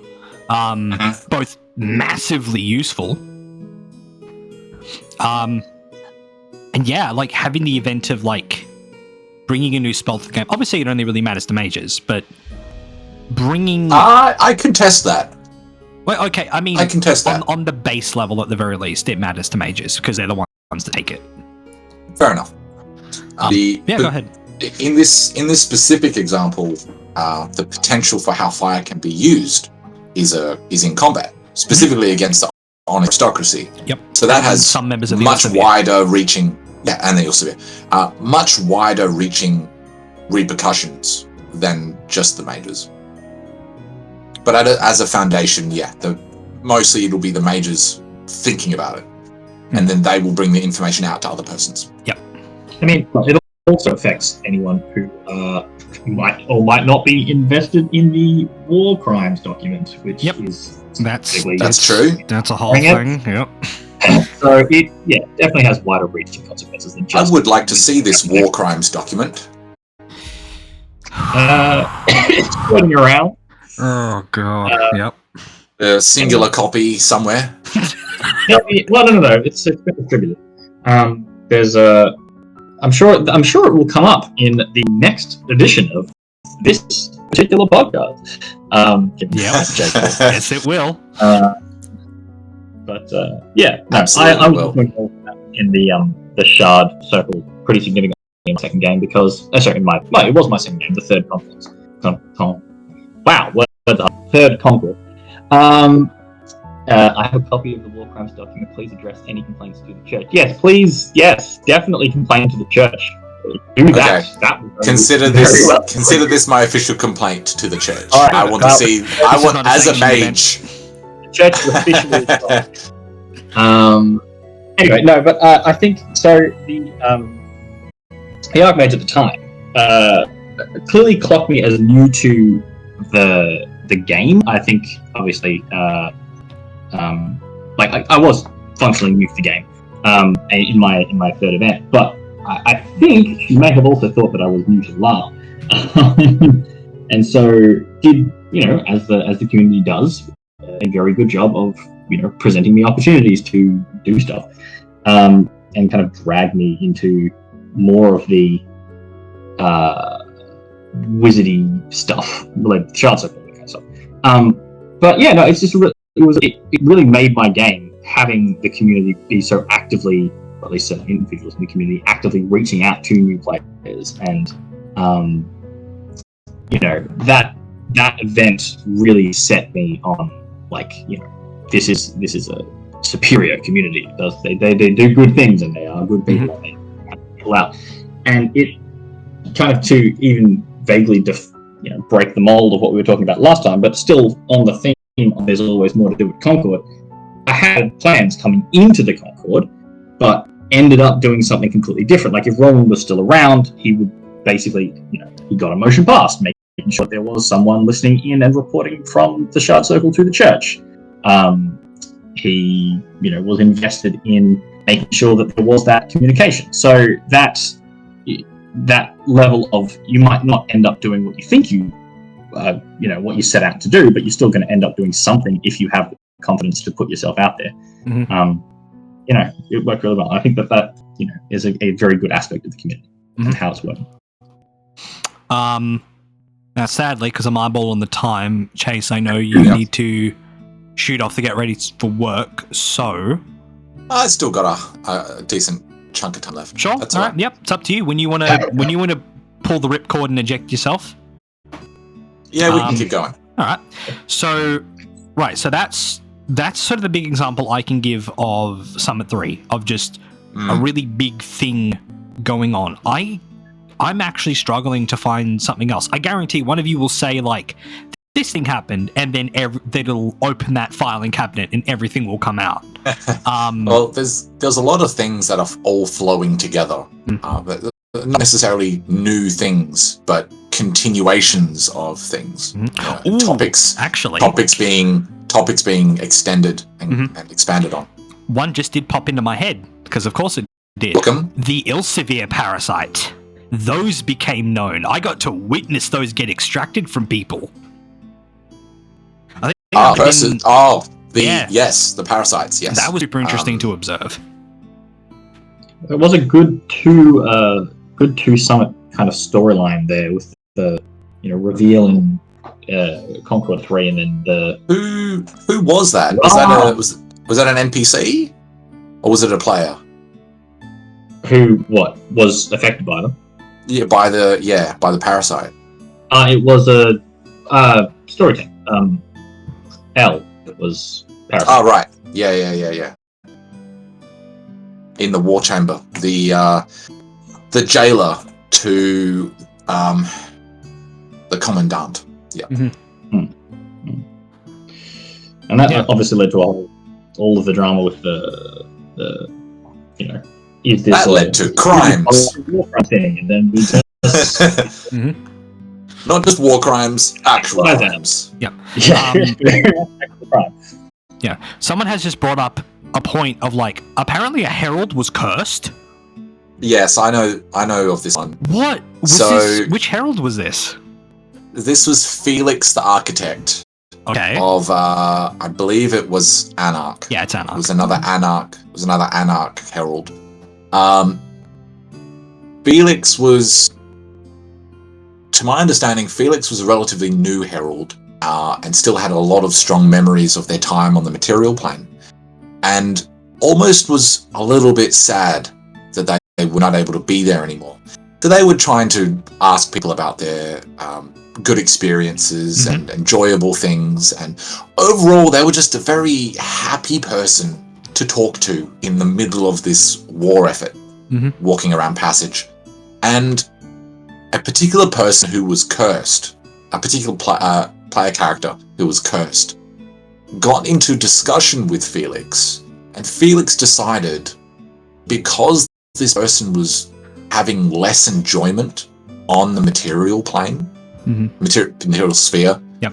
So my D&D terms are coming in. Yeah. The mortal sphere. Yeah. That because Felix was a herald, and as such a higher being that is less affected by this kind of a curse, they would take on the curse. And that is very simple. That is a very simple ceremony to do, to have a curse passed from one person to another. So Felix participated in this ceremony with this other person and transferred the curse to themselves. And then Felix, after maybe talking a little bit more, then left. So Felix the Architect, Herald of Panoply, Herald of Anarch, has a mortal sphere curse upon them. How that will affect them later, we have no idea. That's cool. I didn't know, because I had heard about a curse being passed on to someone else. I didn't know it had been passed on to the Herald. I think It's really interesting. I'm pretty sure that the Herald was immune to the curse just by virtue of being like their unaging, unchanging self. Or something like that. Yes. Like they were British architects confident that they wouldn't be affected by the effects of the curse, so it didn't hurt them to take it on. Cool.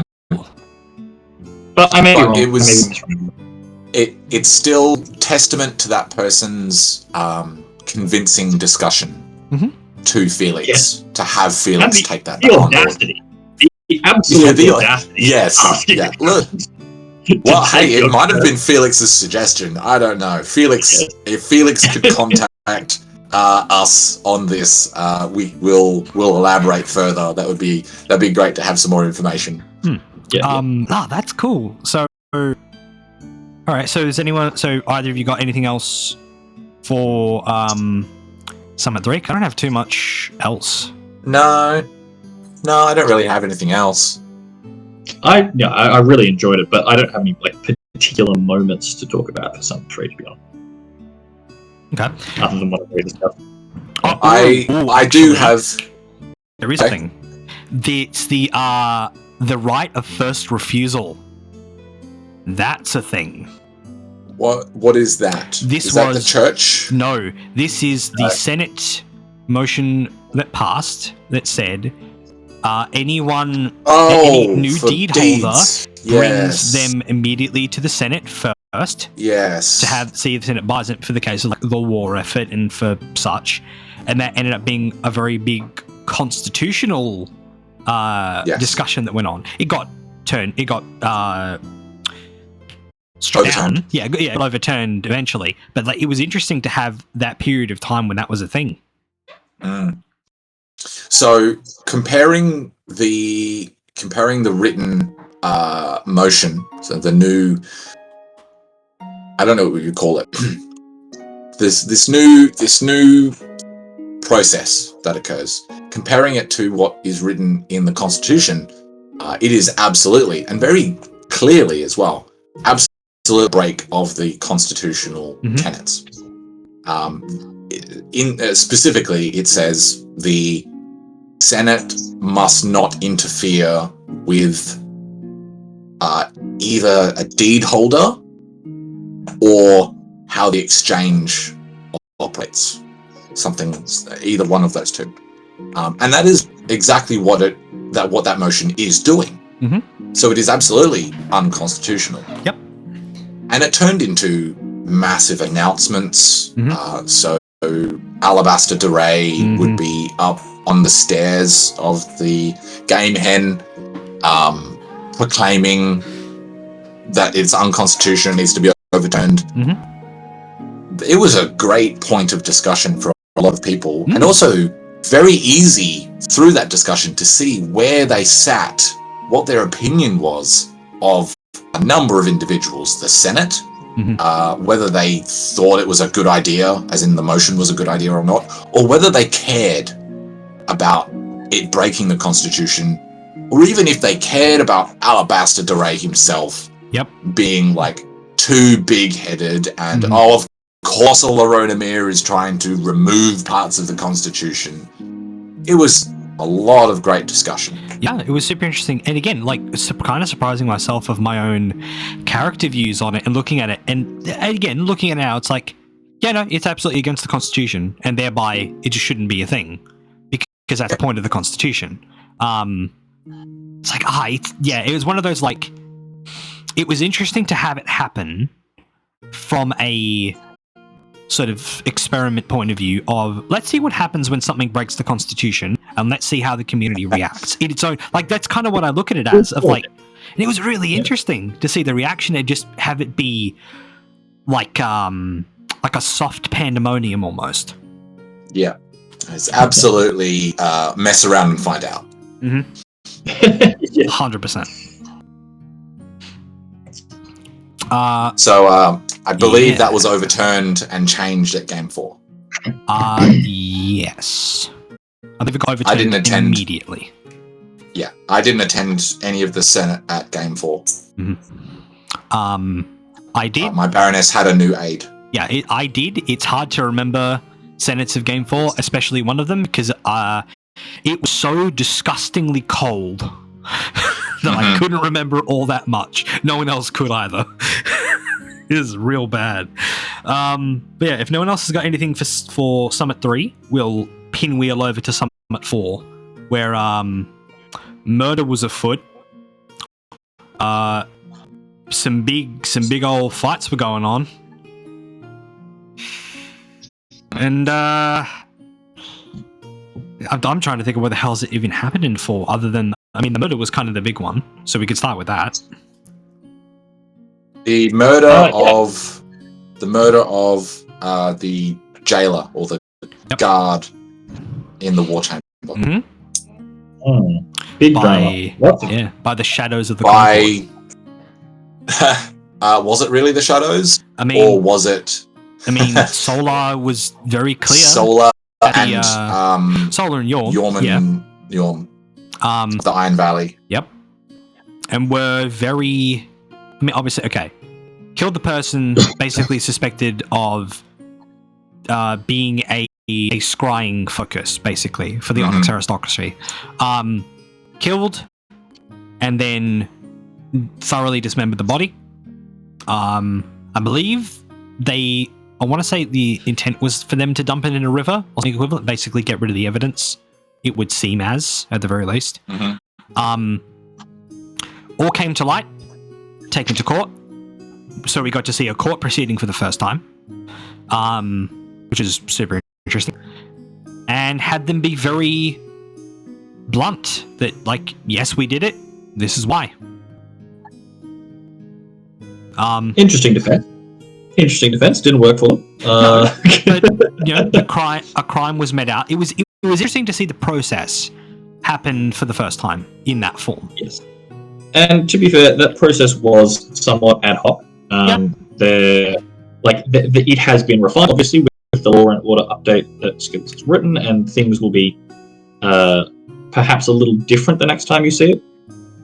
But no, for sure, definitely a very important moment for like a number of reasons, to be honest. Like, there were a lot of discussions following the verdict that, you know, it was inhumane, it was unreasonable, it was against the war crimes document that was just passed.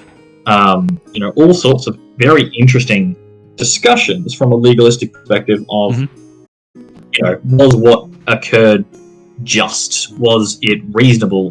Did it even need to happen, given that the jailer was, or Elle's character was, you know, functionally an enemy of the Concord, or acting as a well, people were viewing it as a potential enemy of the Concord, even though obviously there was no question, there was no information about whether or not it was intentional, or yada yada yada.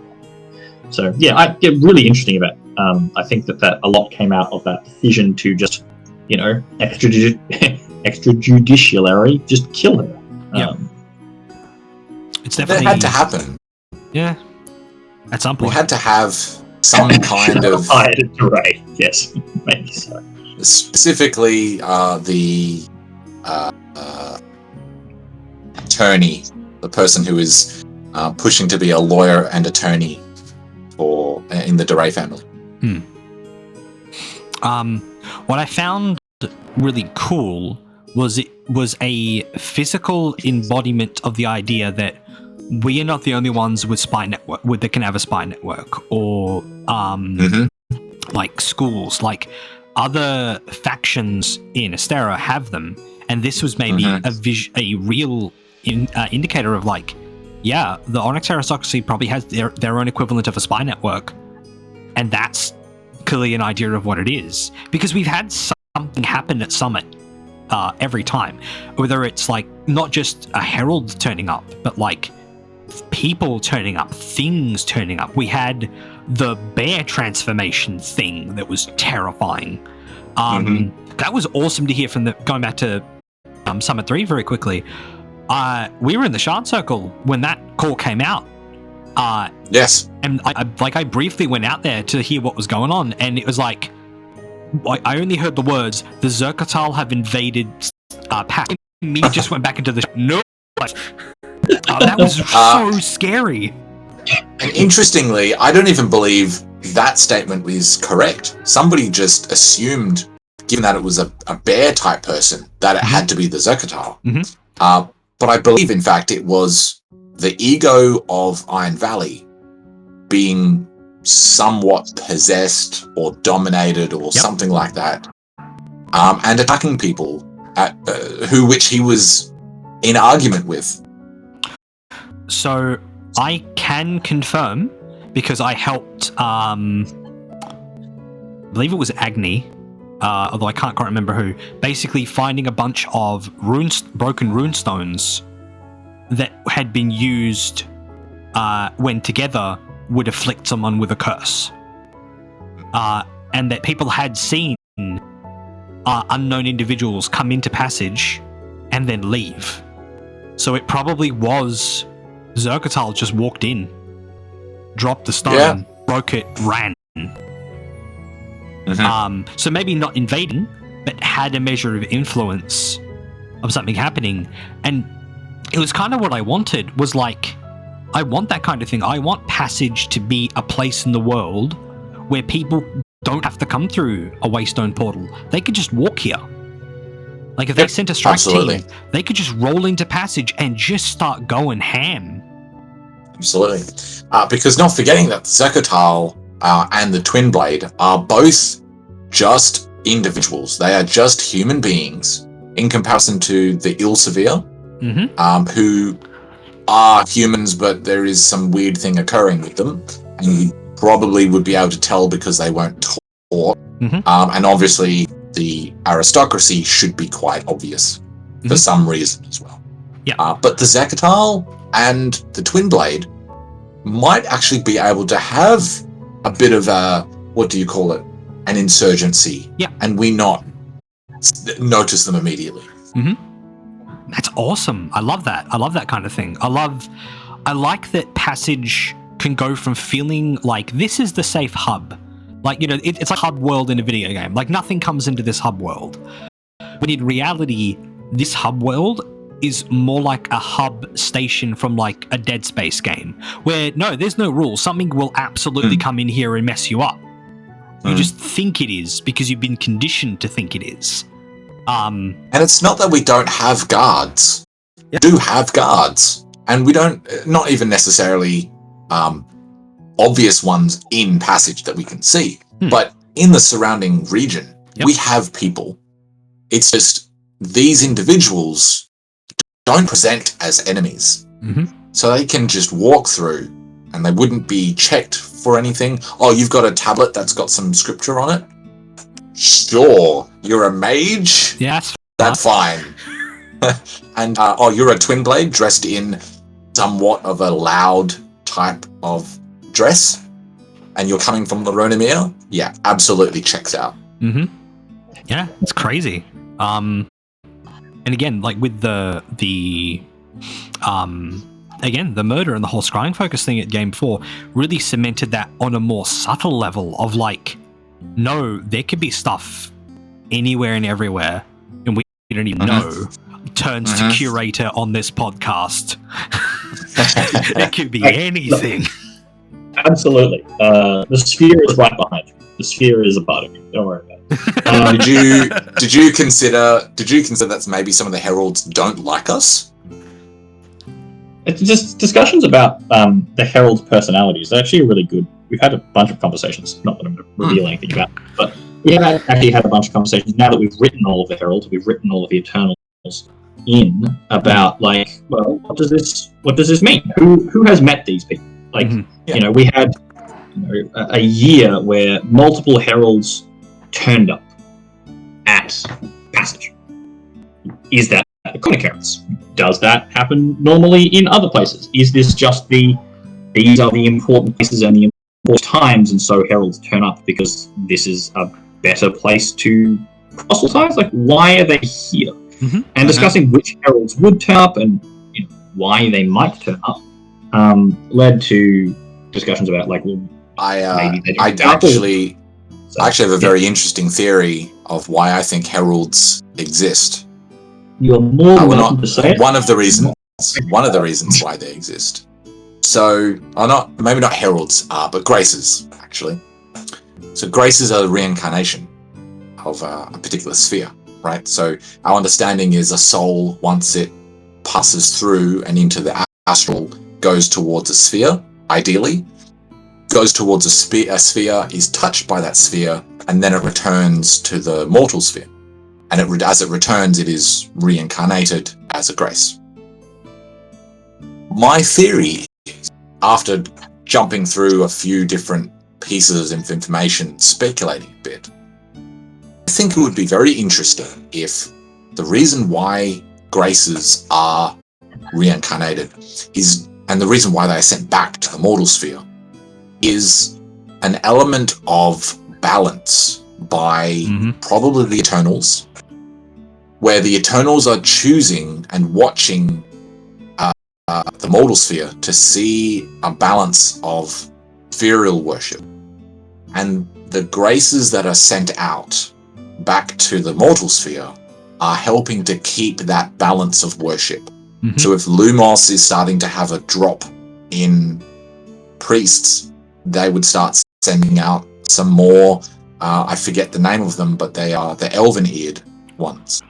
If for some reason Stalia, the Iara, the lizard or the reptile-looking ones, if there is a massive surge of Iara, for a while there would not be very many Stalia graces, because the balance is tipped and they would want to push for all the other ones. I've heard this exact theory. And it's super interesting. I really like that as a theory, because it's connecting the spheres and the Eternals and the Heralds. They're actually watching the mortal sphere. They're not just existing out there, and that's like an endpoint for us. But that's actually an interaction occurring. And the heralds are coming down to understand, who are we worshipping. The specific thing about the Eternals watching the mortal sphere is written into the way that we're structuring faith and the discussions around how the church works and is going to develop is basically like, we decided to be a Concordian church. Great. What does that mean? So, like, do you do the same things as the Artabazani church, but different?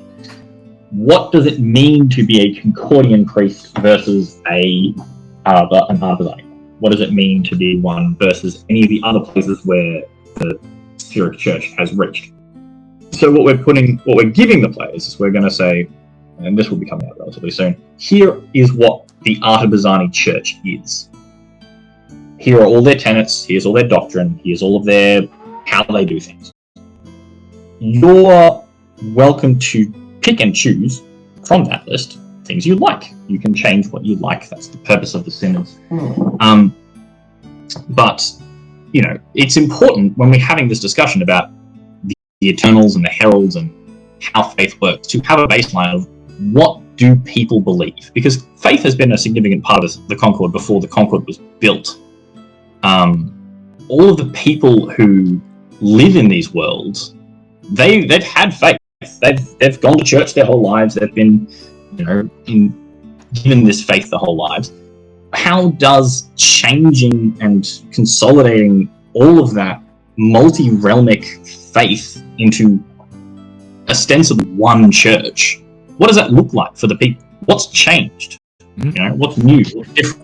How are their lives affected? How are your lives? Because everyone here is a good religious person, right? Because otherwise you're a heretic. So actually trying to build some depth into that. So that's going to be coming in the next year. That's my big focus as a so, and furthermore as well. Sorry. No, go. And furthermore from that, how does it erase the previous worship? Yeah, I mean, what was the previous worship? Yes, exactly.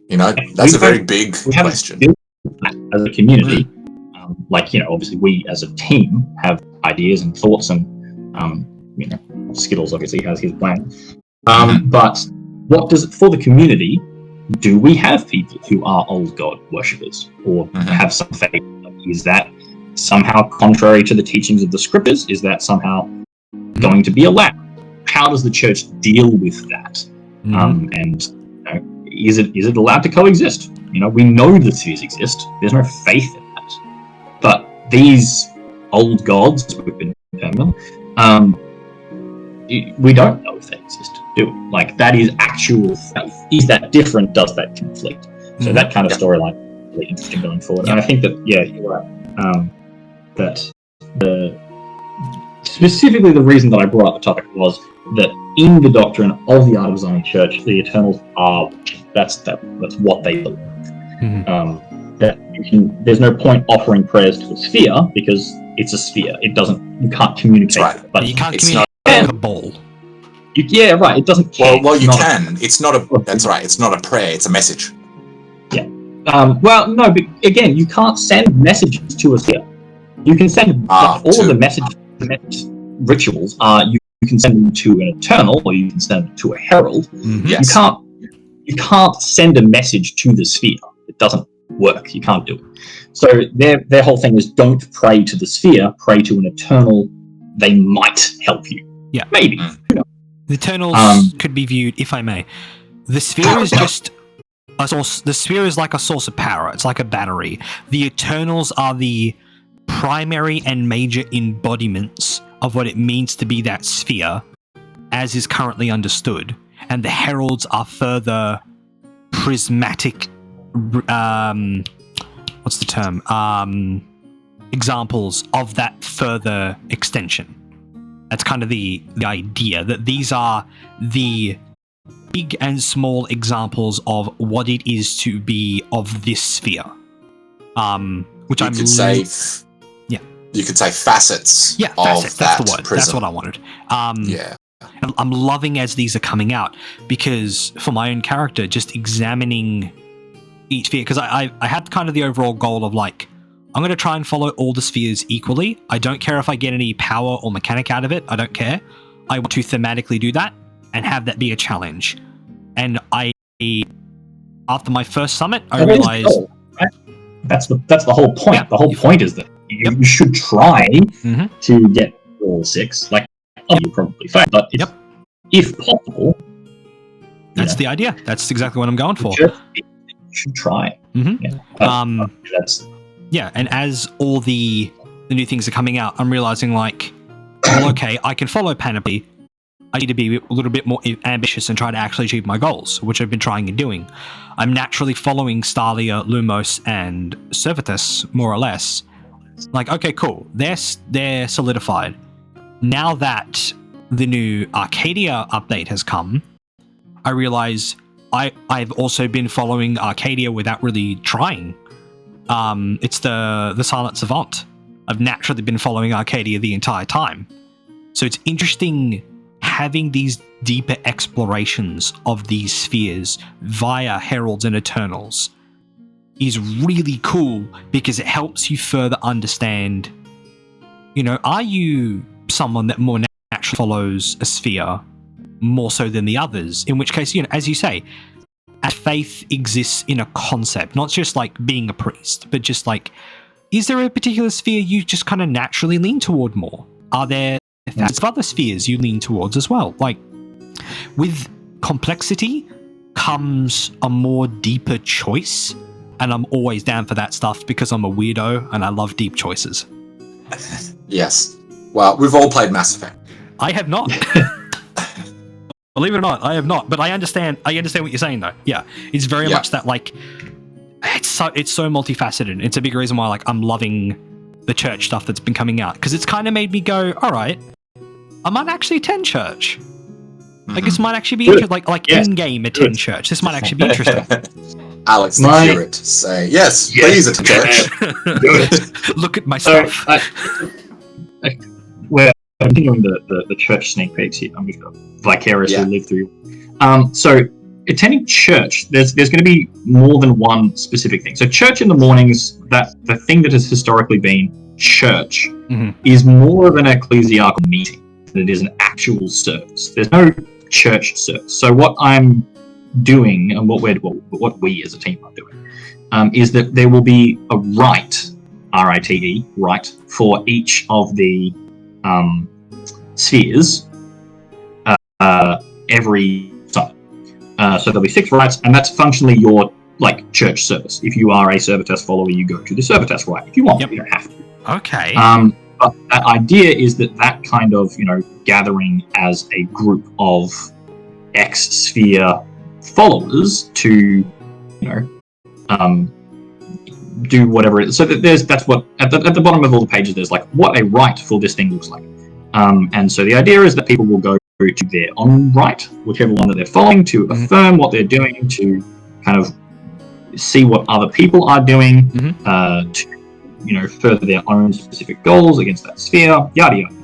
So the idea is to kind of immerse yourself without having to attend a 2-hour-long, mostly political discussion, functionally, about what's going on with who's getting interrogated today, but actually having a community-focused event that people can attend that will be sphere-driven without you needing to be oppressed. You just turn up, and something happens depending on the sphere.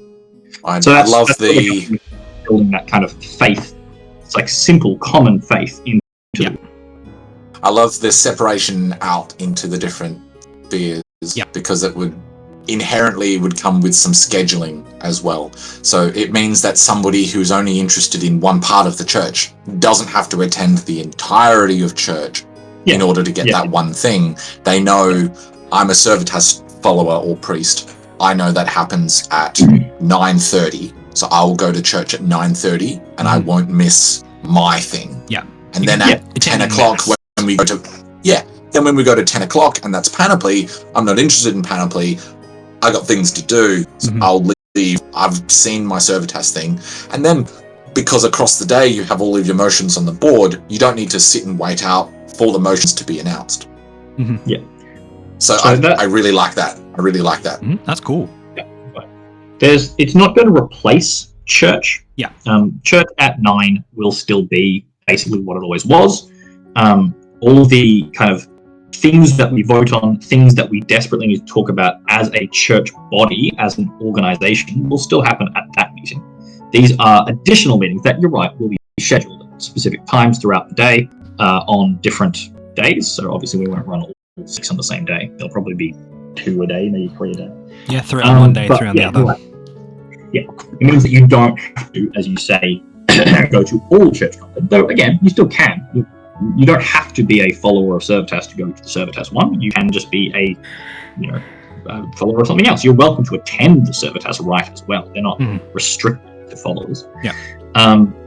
But yeah, you can pick and choose which kind of faith content you attend, and you don't have to go to the big church meeting if you're not a follower to still get church content, because it should be for all players. All players should be able to do this without having to sit through 6 hours of people arguing about stuff. Yeah. So that's cool. That's a really good idea.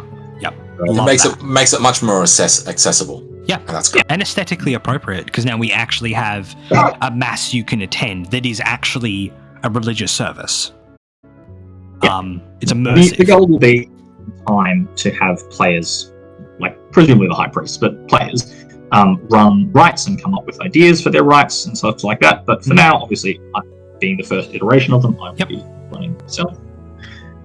Sick. But yeah, look forward to it. That'll be good. Yeah, I am. I'm really. So, thank you for giving us this sort of sneak peek at this kind of thing. That's super cool. You got to keep tuning in for all of these podcasts to get all of the juicy little tidbits of content. As hashtag content. As my final thing that I want to bring up before I have to run off. Yep. We've had a suggestion about War Council and your opinion on War Council, on whether it is a threat or an enemy. So I want to answer that for myself. I've been thinking on it for the past few minutes. I would say War Council is a threat because twofold. First one, I'll be a little bit funny. Threat is, it's a threat to everybody that's not the Concord, right? Because of course it has to be. That's what it is. Mhm. But in the sense of, I call it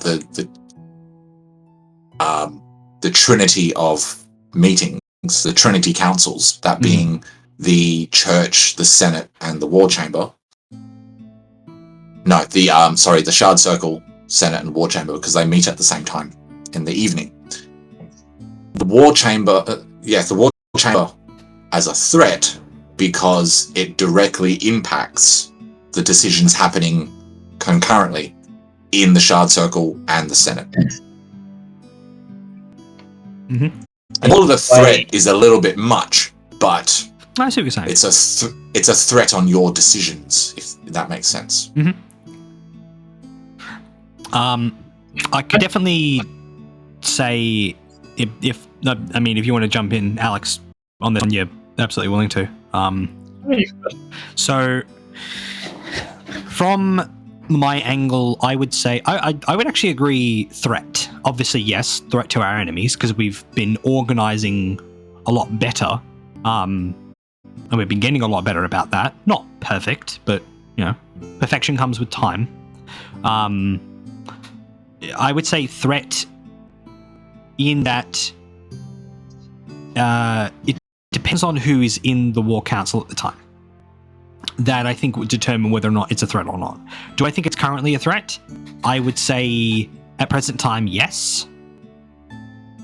If different individuals are in the War Chamber, I would say I would probably say maybe not, because it comes down to its perspective. It's the same thing with Senate, with Church, with Shard Circle. It's perspective.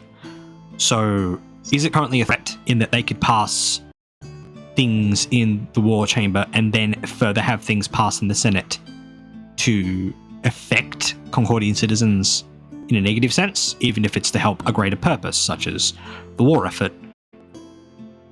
Yeah, it's a threat. In that sense, yes. Because again, they're the people that's in it. That's interesting. It's really... Yeah. It's the most accurate way to say it. Is that it's a threat to unity. It's the only place that has... Well, it's the smallest council, functional. Because the Shard Circle, obviously, you can get as many people as you have mages in. Whereas it's very gated, and obviously, it's been, intelligence, gotta stay secret, gotta keep things secret, yada yada. Well, but it's information that not everyone has, and it's not being shared publicly, and it's not being distributed in a particularly open way. I feel like as a player, I had basically no understanding of what was going on in the War Chamber. Things just occasionally happened that I heard the results. Like, if something comes out of it and there's a big thing, it's like, okay, well, that's the one thing that we heard about.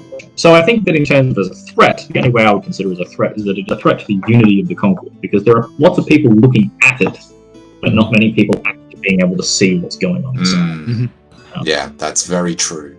So perhaps a war chamber, again, having something like a brief to at least be given out to maybe senators of like, this is what's going on. So at least senators know. So that's Pierre's report. Yeah. I think something a little more, not just Pierre's report, because that's already, I think that's great in and of itself, is a more written report to be handed to each senator. So they have a record of, like, maybe not going into detail per se, because again, security is a thing, but so more information can go out there, and when people are asking what's going on, there are more people that can give a solid answer. Yeah, very true. I think something like that should happen. I agree with holding the line of security. That's important. That's why the war chamber's closed in the first place.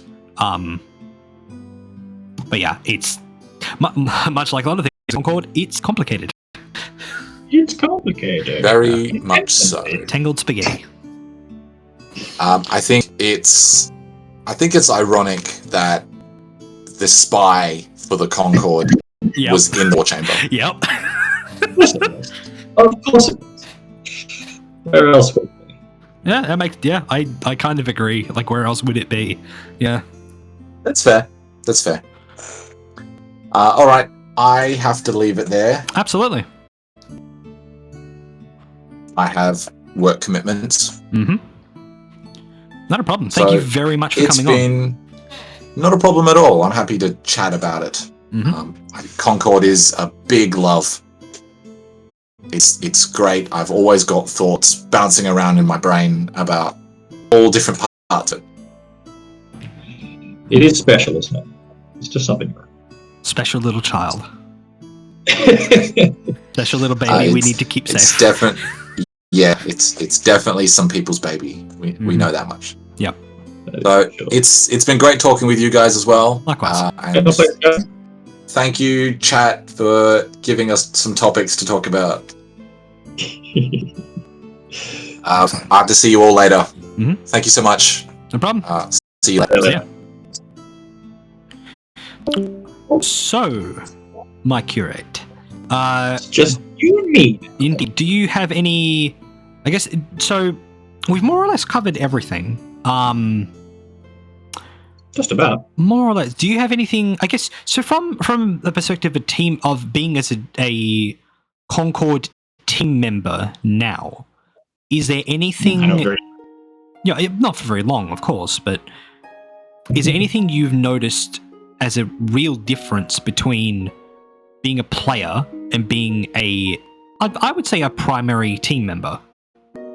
It's a huge difference. I mean, obviously, like being on the ST team, there's just stuff about the story that you need to know that the player base doesn't. So your eyes get opened. There's information that the players will figure out in time that you don't. It is a huge difference. Even if I wanted to, I can't go back to being a player.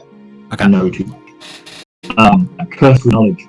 But it changes the way you look at the game as well. And I think if you manage to, as you previously discussed, maybe get Skittles and co on, they will say much the same thing. Obviously, that can't look at Concord the way a player does once you know the bits and pieces that are going on behind the scenes.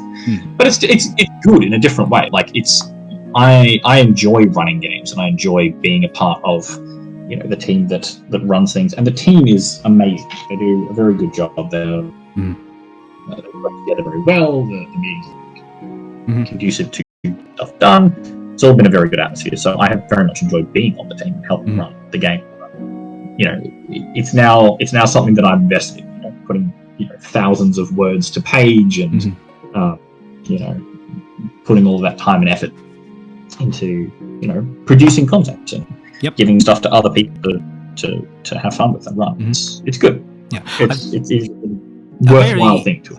Yeah, absolutely. I very much on the odd occasion when I've had that brain, I've had the brain worm kick off, and I'm like, all right, I'm just gonna sit down and write a LARP, and my brain got immediately invested in I'd wanted to be it's a very different feeling from being a player and just getting to just kind of traipse about in this magical fairyland of weird things going on and all this crazy stuff, and then going to, all right, if I were to write this, how does it feel on the other side? And yeah, it's very much that thing of you're excited. I guess it's a similar thing if you've ever run a tabletop game. You're excited because you have all these things bubbling inside you, into your brain, and you're like, I can't wait for you to experience this cool stuff. Yeah, exactly. It's exactly the same feeling. It's the enjoyment of watching others enjoy what you have made is fantastic. It's very glad that they chose me to be. I mean, just from the conversation thus far, I think you're already doing a bad job of bringing in a lot of genuinely, this again, I was not really super interested in the religion stuff prior of okay, that seems cool, but it felt a little lacking And now as things are sort of flowing out, I'm like, no, this is much better. Oh, give all the details. Yes, delicious. Give them to me. give them to me on a silver platter with cheese. I love this. I think before I joined as a team, the church was actually in a good place from what it was designed to do in the first place. As much as it was originally designed functionally to be another council, and so the council aspect of it has worked well, I feel. Obviously, like, the players have made some choices at times that from a game perspective, been interesting. But like the actual council of the church has run fairly well, other than a few hiccups, and that's all obviously thanks to James.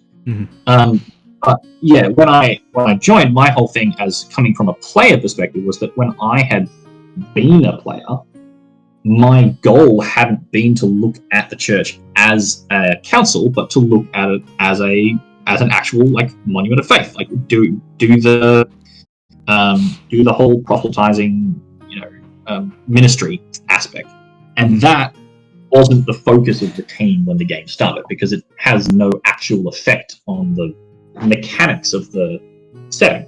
It doesn't matter whether your character is religious or not if the church is doing the church things, and it's playing the game as well.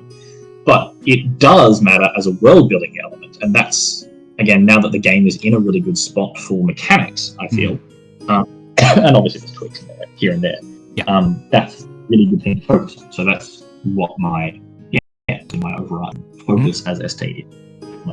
But yeah, it's good. I think the church is in a really good spot, and hopefully with the release of the Faith Overhaul, we'll be in an even better spot going forward. So I'm glad that you and Chase, obviously others, hopefully, are enjoying the content that's being put out now. I'm looking forward to the rest of it as it comes out. I'm always looking forward to new Concord content, whether it's big or small. I genuinely have fallen in love with this world. It's fantastic. Yeah, it's great. I genuinely, it's like whenever there's a thing that I vaguely get the sense of, like, if this thing happens or Concord's over, every fiber of my being is like, nah, it won't. No, we're going to be fine. No, we're going to be fine. We're going to be fine. I'm almost going into denial of like, nope, this isn't going to end. It's cannot possibly be true, because if it was, it would be bad for the novel, and that's not allowed.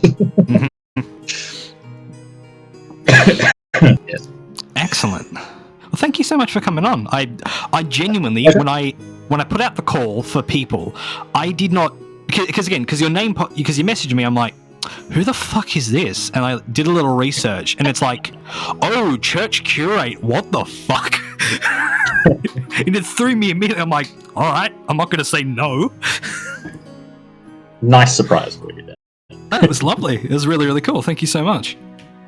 It's been a pleasure. I think we've had some good conversations. It's been nice hearing other perspectives on how it's gone, and obviously hearing those tales and chases of F1.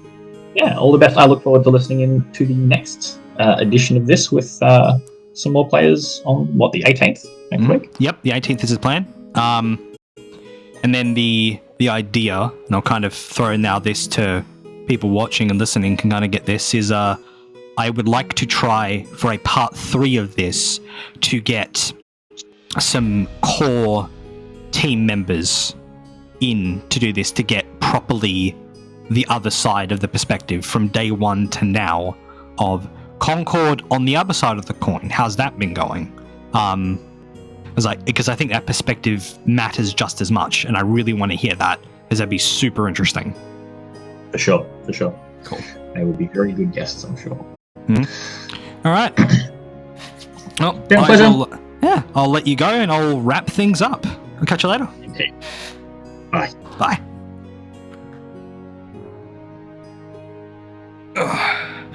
All right, everybody. That's the game.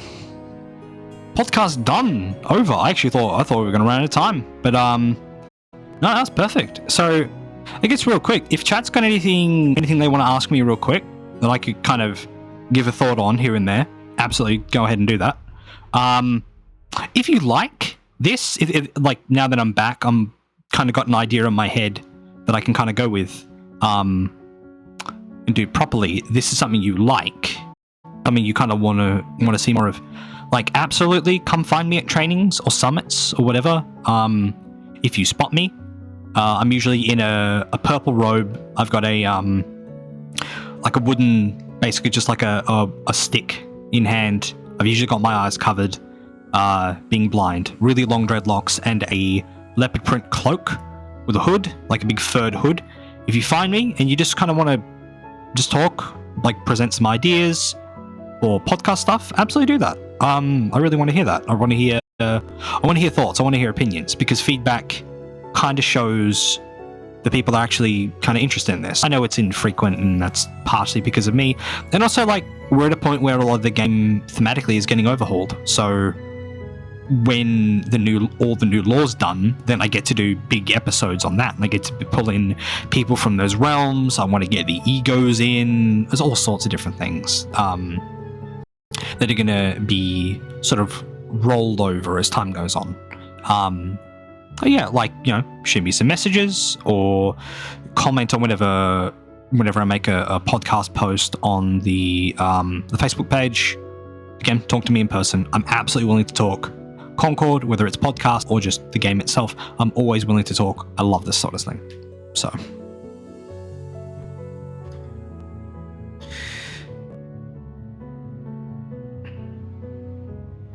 And thank you for all of you that are still here, and for, like, because we had like 14, 15 people in here at one point. That's super cool. And yeah, I guess, yeah, the other thing is, like, you know, if you want to follow the channel, that'd be great.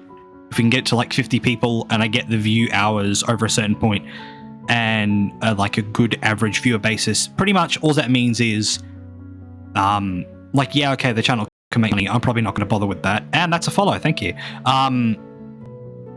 It pretty much just means the VODs, you know, the recordings of these episodes get to stay on the channel longer, which means they can be viewed by more people longer. Yes, I'm still taking them and archiving them, and I plan to do a YouTube channel at some point, which I'm still looking into, because that's a whole thing to do. But yeah, it enables this to be viewed more longer. And of course, I still have them archived, and if anyone ends up wanting a copy or whatever, again, let me know. I'm happy to try and get some stuff worked out. Because that's how I do things.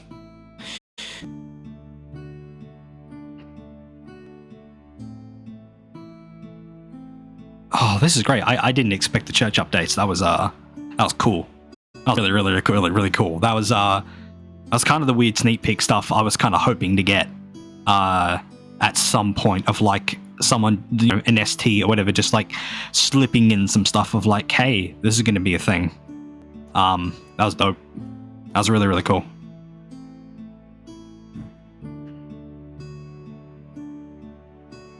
Yeah, if no one in chat's got any questions they want to throw out, and I'm not seeing any roll in, I will wrap this up, and thank you so much for checking this out. Thank you for the follows that have come through. I really do appreciate that. Thank you for everyone that's hung out in the chat, threw out suggestions. Yes, I did see the thing of the right of first refusal was not overturned in the 4th summit. It was being workshopped between games. Yep, I somewhat remember that now. So, okay, this is a fair question.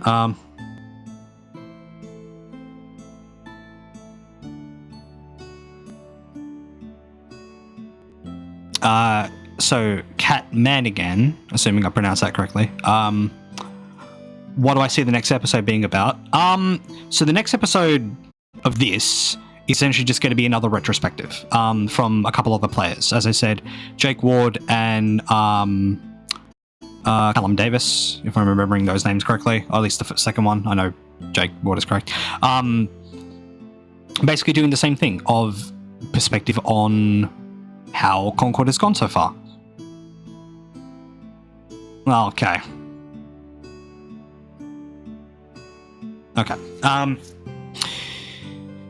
So the idea is to do another retrospective for a sort of part 2 retrospective, and then try and get some team members in to do another one.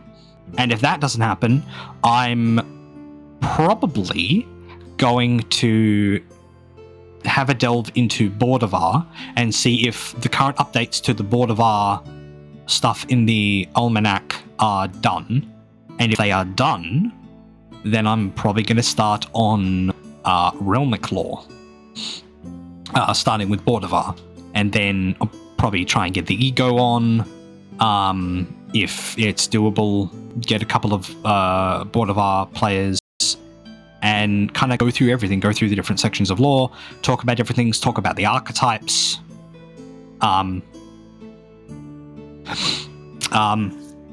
Yep, and already people are agreeing, yep, Realmic Law. I agree. Like, the Realmic Law is super interesting, and that I know is something that a lot of people want, with something that, there's a lot on the wiki to go over, and Realmic Law is one of them. There's a lot.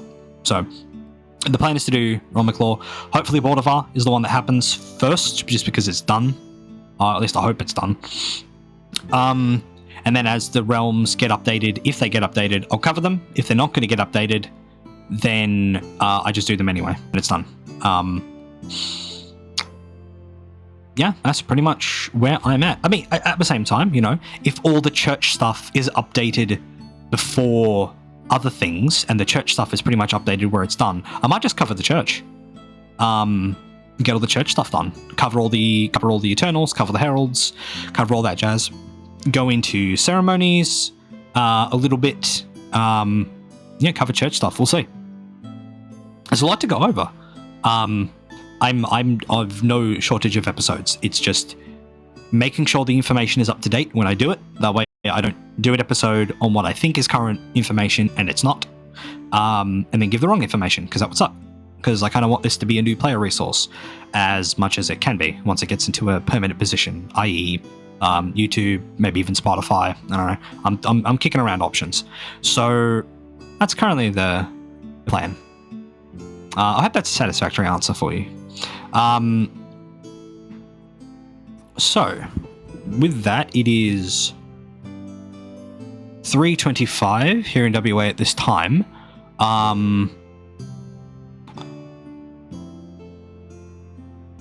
I'll say, any last minute questions, whack them in right now.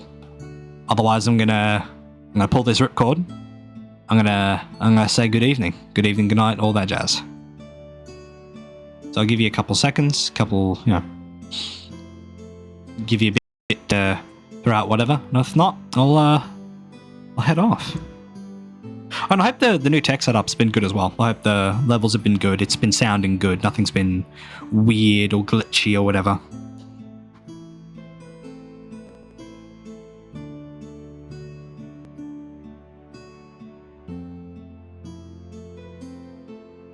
Yeah, I agree. Yep, ceremonies certainly would be ceremonies are interesting. I've witnessed plenty of them.